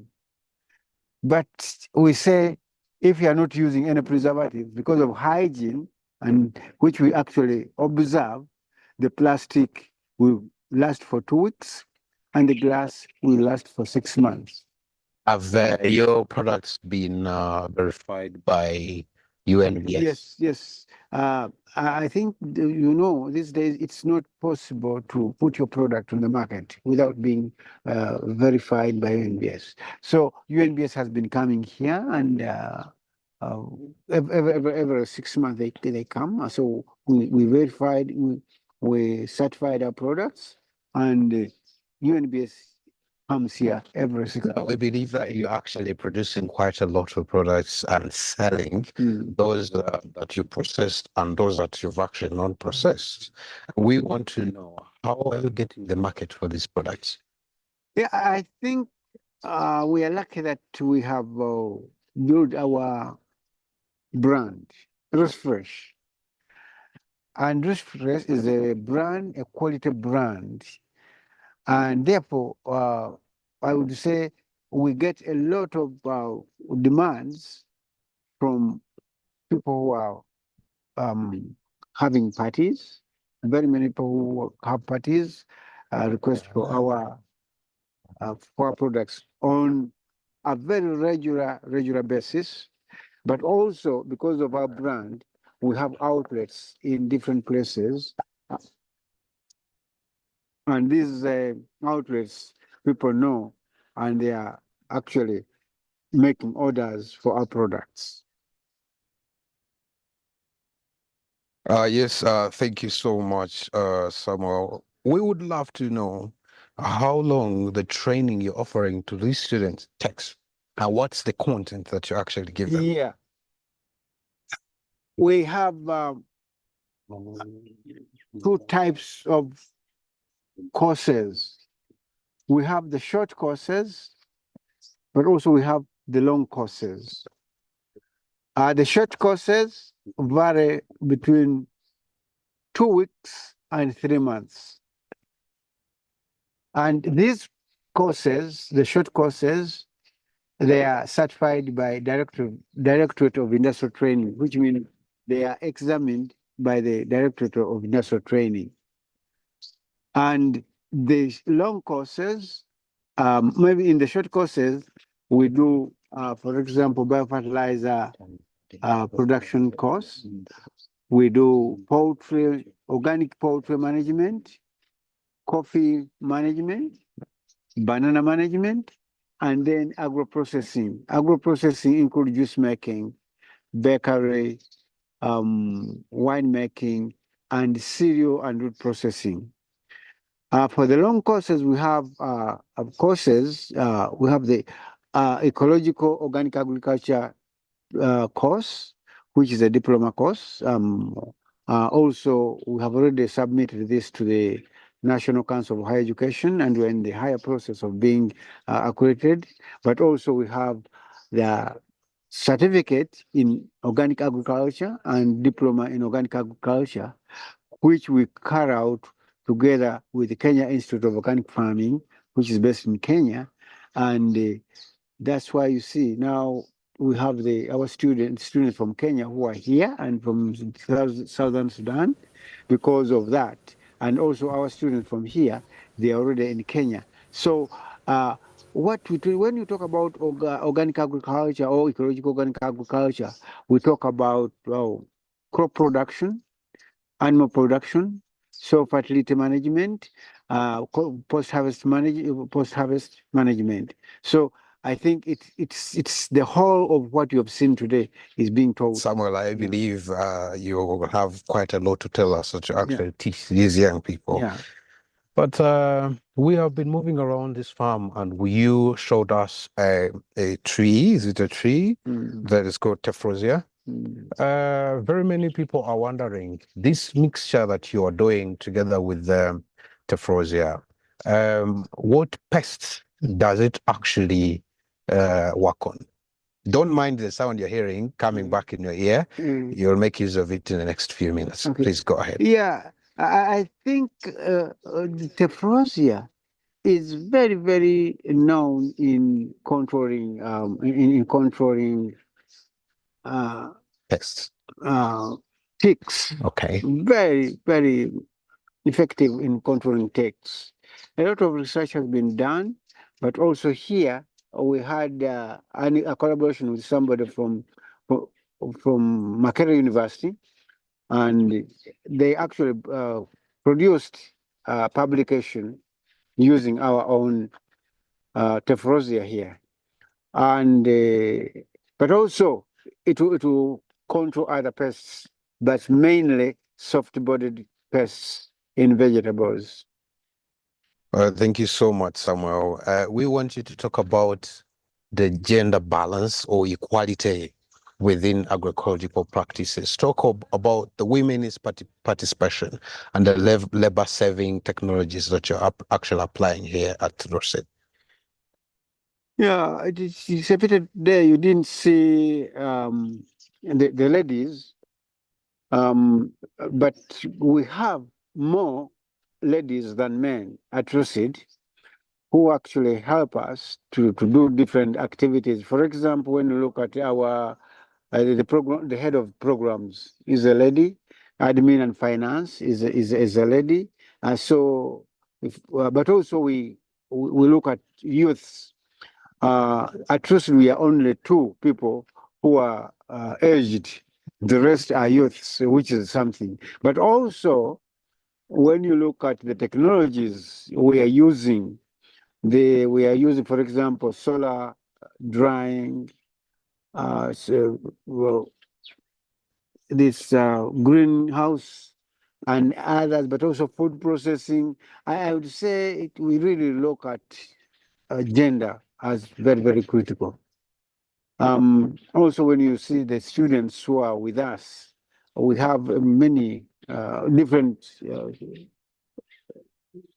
categories. We have the boys and men, usually in equal amounts.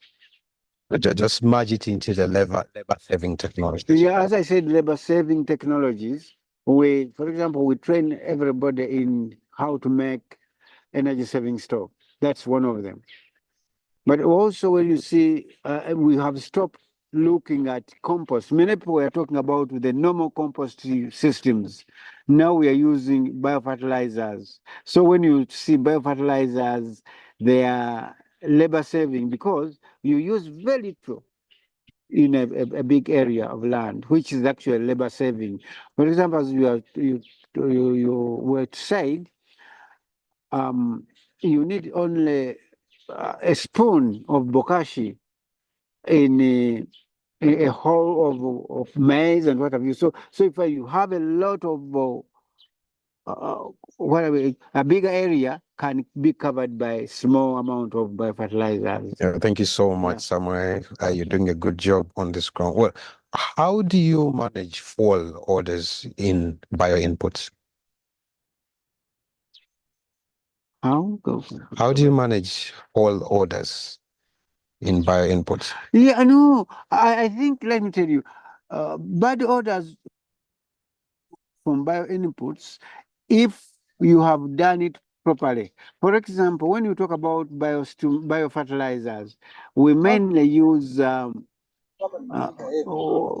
anaerobic fermentation. So the order which come is just fermentation, not decomposition. Usually, whenever you make a biofertilizer and you get those odors, then it means there is something wrong. Yeah, so it shouldn't be having bad odors. Yeah, but also in case your biostimulant or biofertilizer has that bad odors, you can add molasses. Molasses are quite good, but also you can make lactic acid bacteria. Lactic acid bacteria, if you add it, then it will reduce the odors. Oh, thank you so much, Samuel. Now I would love to recognize the presence of these people. I'm so grateful that we have government officials from TZ, and that is Leonard Mwanjesi, the Director, Agriculture Development and Community Health. We also have an official from Kenya government, and that is Joseph Arunga, Country Livestock Production Officer, Vihiga Agriculture Department. We as well have Million Belly, the CEO of AFSA. Thank you so much, Million, for sparing time to be part of this. And thank you so much to all the government officials from different countries and those that have not been mentioned for being part of this event. It's actually a huge event. However, we compressed it into something that seems small, but we believe it is impacting a lot of people all over the globe. Now, from the beginning, I told you that this piece of land or this center, Rosid, is actually 30 years old. Now, someone is asking a question. How much time did you take to establish this center? And what are the challenges you faced? Yeah, we have been here since 1994. And we have been developing this place slowly by slowly. So I cannot say how much, but I think the time is from 1994 to date. And every year, every time, something small is added. And what has helped us actually to add, we always yearn for new knowledge. We have been learning from different people, And I think that has actually made us to come where we are now. Now, the challenge has been that we are not doing a lot of work in publicity. We are not publicizing our work so much, and this makes our center not to be known. That's one of the challenges. The other challenge, for example, in Uganda, young people were not used, they are not interested in actually doing agriculture. And therefore, it took us some time before we could involve the young people. And we started involving these young people in, I think, 2008. Since then, I think we are seeing more young people coming and becoming part of us, but also taking the knowledge to where they go after they have been here. I could say also being remote, we are not getting many visitors to come here, which has been actually solved today when we are now being exposed to the whole world. And I think, I think those are the challenges. You see, sometimes I don't want to talk about challenges because the challenges will bog you down. Yeah. I always want to see what has made us actually to move forward, and I start building on that positive note. Yeah, thank you so much, Samuel. Now we believe we are learning from each other. One of the people that are watching us is actually saying that tephrosia is used to control aphids, mealybugs, white flies, and altis. And this person says that they believe they can still use tephrosia to quite many more crops so that they have an agroecological farm minus being forced to use the synthetic pesticides. So back to you, Charles, and the rest of the audience. If at all we have one or two more questions that we want to bring across, we kindly ask them straight. At least one or two people will give you a chance to ask your questions straight to Samuel because he's hearing you live, and then we shall go to resolve this live. Thank you.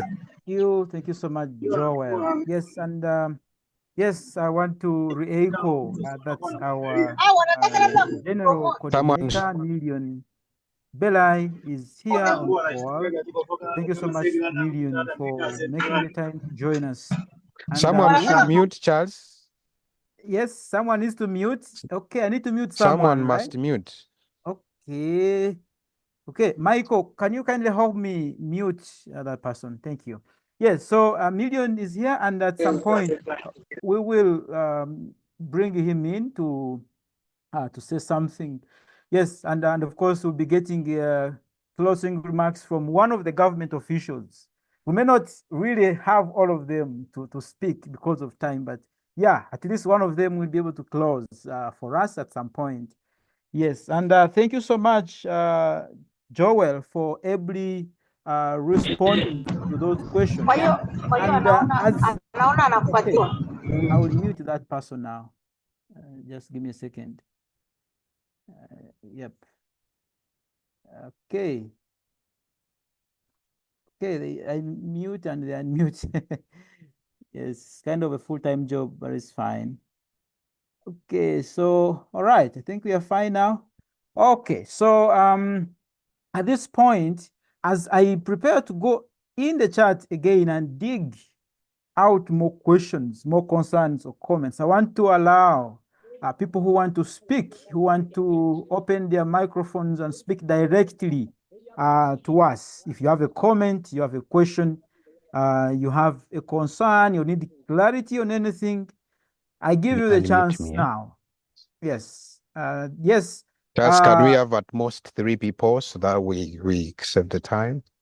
Yeah, maybe 2. I'm looking at 2, and we have the 2 hands already. So the 2 hands Yeah, sure. are here. One Amazing. is Sibongile Chele, and another one is Rashid from SAT. Go ahead, Sibongile. I'm sorry for not pronouncing your name correctly. No, it is well. Thank you so much. I'm really excited to be connected to the meeting today. My question was, is Rashid open for collaboration? Because we're based here in South Africa and we're doing trainings also here in South Africa, and we wanted to collaborate with you to do the trainings here in South Africa. So I wanted to check if you're open and what's the procedure for the collaboration. Thank you so much. And this is very exciting and inspiring. Did you get that, Joel? To collaborate. Yes, please. Perfect. Thank you, Rashid.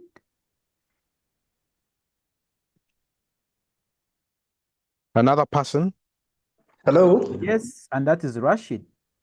Yes, good evening, and thank you very much for that agroecology tour. Indeed, it is amazing, and I have seen a lot of things here presented by Rusid, and I'm thinking if we can have an exchange, we can see where we can think where we can have an exchange program, so we can learn from them, and these guys can learn from our Health Soil Health Food Center in Tanzania, as we have a lot of things that are in common, and also we have seen something new that we can learn from them. Yeah. Thank you so much, Rashid. Yes, so we promised 2 hands only, Joel, and over. We promised 2 hands, but the second one has not been a question. He's still concerned about the collaborations. Maybe the third one, Joel, I will probably read this for purposes of time. What's the cost of transitioning to agroecology per acre? And that comes from Betty Chibara of Rockefeller Foundation. I'll ask Samuel to start with that. Yeah. I think we have not actually made the cost of transitioning, but I think the biggest cost is the can I say the commitment. If you transition to agroecology, you must be committed. You must believe in what you want to go into, because agroecology is something which will happen with very minimum cost if you agree and you are committed and you think you want it to happen. So I cannot give it in terms of money and on time, but I think looking at the agroecological farm field which I showed you, it has taken us 7 years, but now it is really amazing. You cannot believe that we have transformed it to the level it is. So I cannot give the cost. The cost can come in terms of money, or it can come in terms of the actual investment, practical. Yeah, but I think the investment is very minimum. Yeah, you don't, because agroecology is just being patient and giving opportunity to nature to work, but also try to train nature. For example, if some tree comes and you think you don't want it, you remove it. So the investment is in terms of your, as I said, your commitment, your interest. Then you find it becomes very easy to get an ecological system. I think the bigger cost is coming into seeking for knowledge, and then the actual commitment. That is time. Yeah. So please tell us as well, are you open for collaborations, and what are the procedures? I would say, as Rusid, we are committed, very much committed for collaboration. And that's the reason I talked about our collaboration, which has been taking place since 1907, whereby our students go to Kenya Institute of Organic Farming on a yearly basis, and our students go to Kenya So we have that exchange. And we have done it in such a way that it is a physical exchange, no money involved. So it becomes very difficult for me to give you what is involved. But what I think we can start negotiations or discussions and see how we can collaborate. Because always it's a two-way traffic. Yeah. Because you will benefit, that will benefit. Yeah. So thank you so much, guys, for listening through. We come back to Charles. Thank you. Yeah, thank you so much. I want to give chance to the following people if they're able to speak, and I'll give each one of them. All of them are my bosses, but I'll give them 30 seconds. Yes, with all the respect and the humility, because we want people to go away from here. And I'll start with the president of the AFSA Land and Agroecology Working Group, Her Excellency Marian Bassey. You will say one word or your comment. I will go to my boss, our general coordinator, Million Belai. He will also say a word, and Million will invite two government officials, one from Kenya, Vihiga County, and another one from Tanzania, and that will be all. Yes, so the people I've mentioned in that order, I will be happy to come back and invite each one of you one by one. Yes, our chair, go ahead.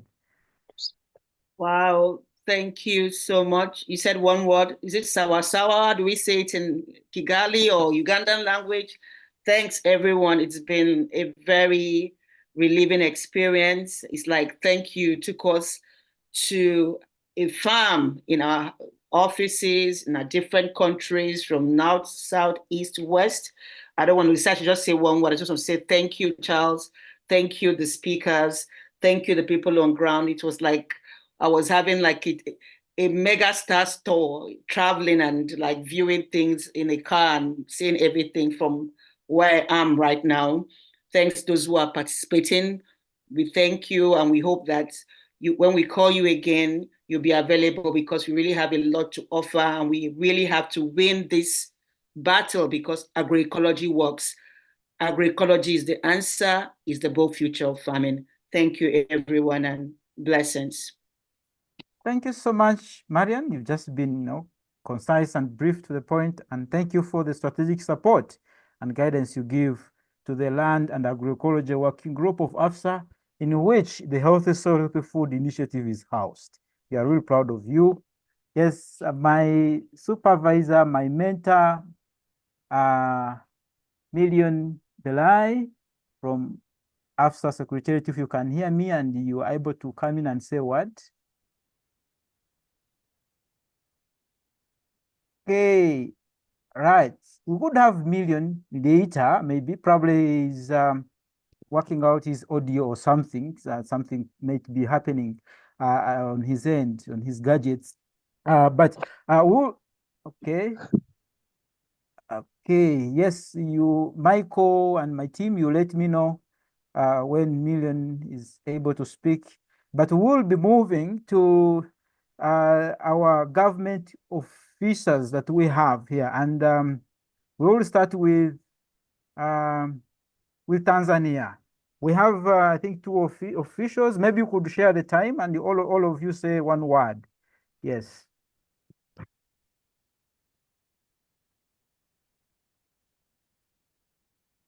If you're able to, our officials from the government of Tanzania, from the agriculture department, if the gadgets will allow you to speak. Yes, Rashid from SAT. Maybe you would help me take over from me and invite the officials from your government. Yes, thank you very much, Charles. We have two representatives from the government. You have the one from Regional Agricultural Advisor, His Excellency Bernard Libata, and we have His Excellency Leonard Mwanjisi, the Director of Agricultural Development and Community Health.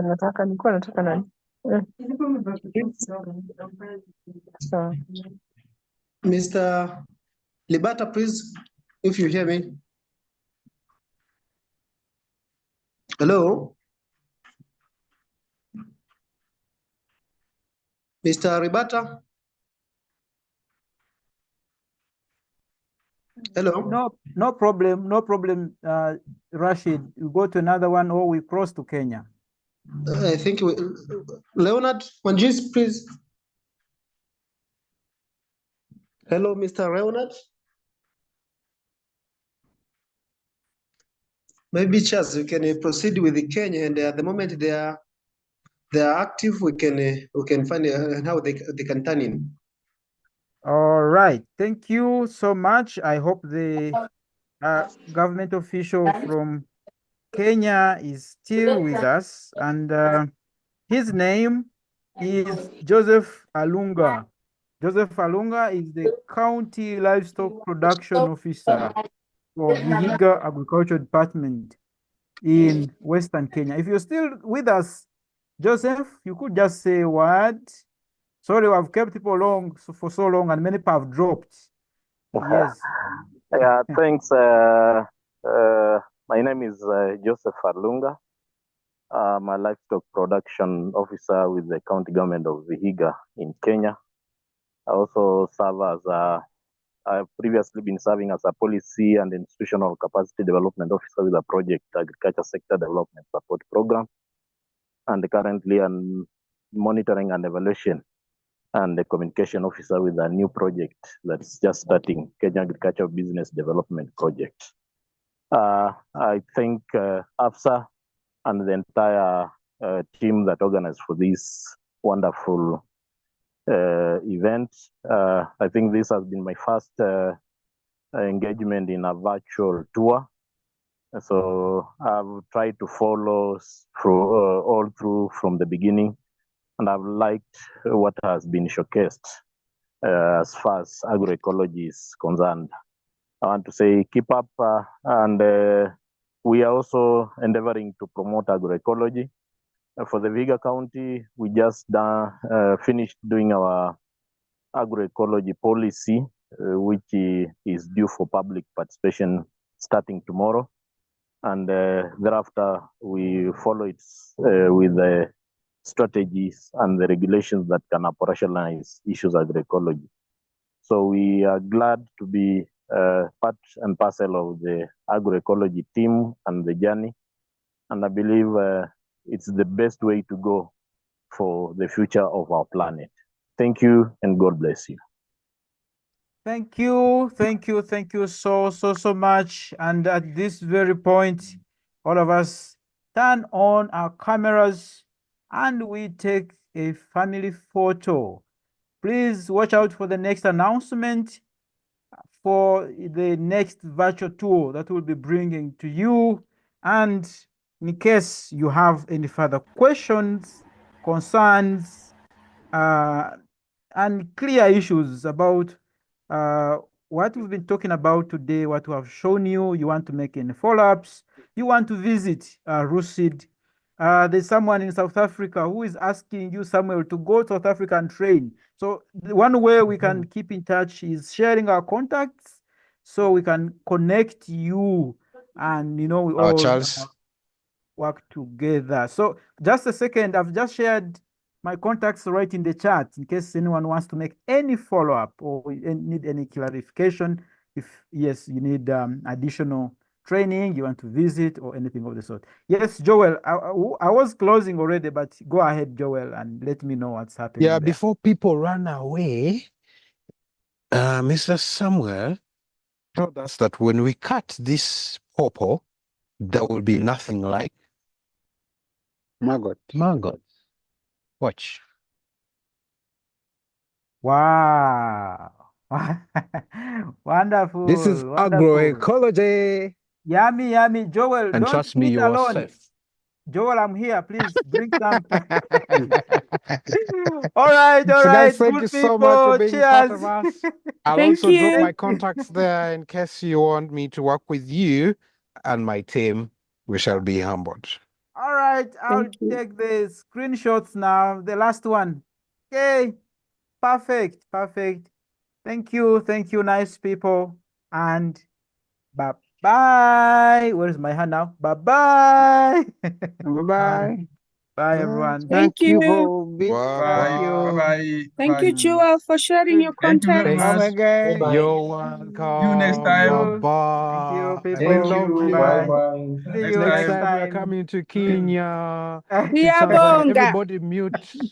Asante, asante sana. Merci Asante. beaucoup.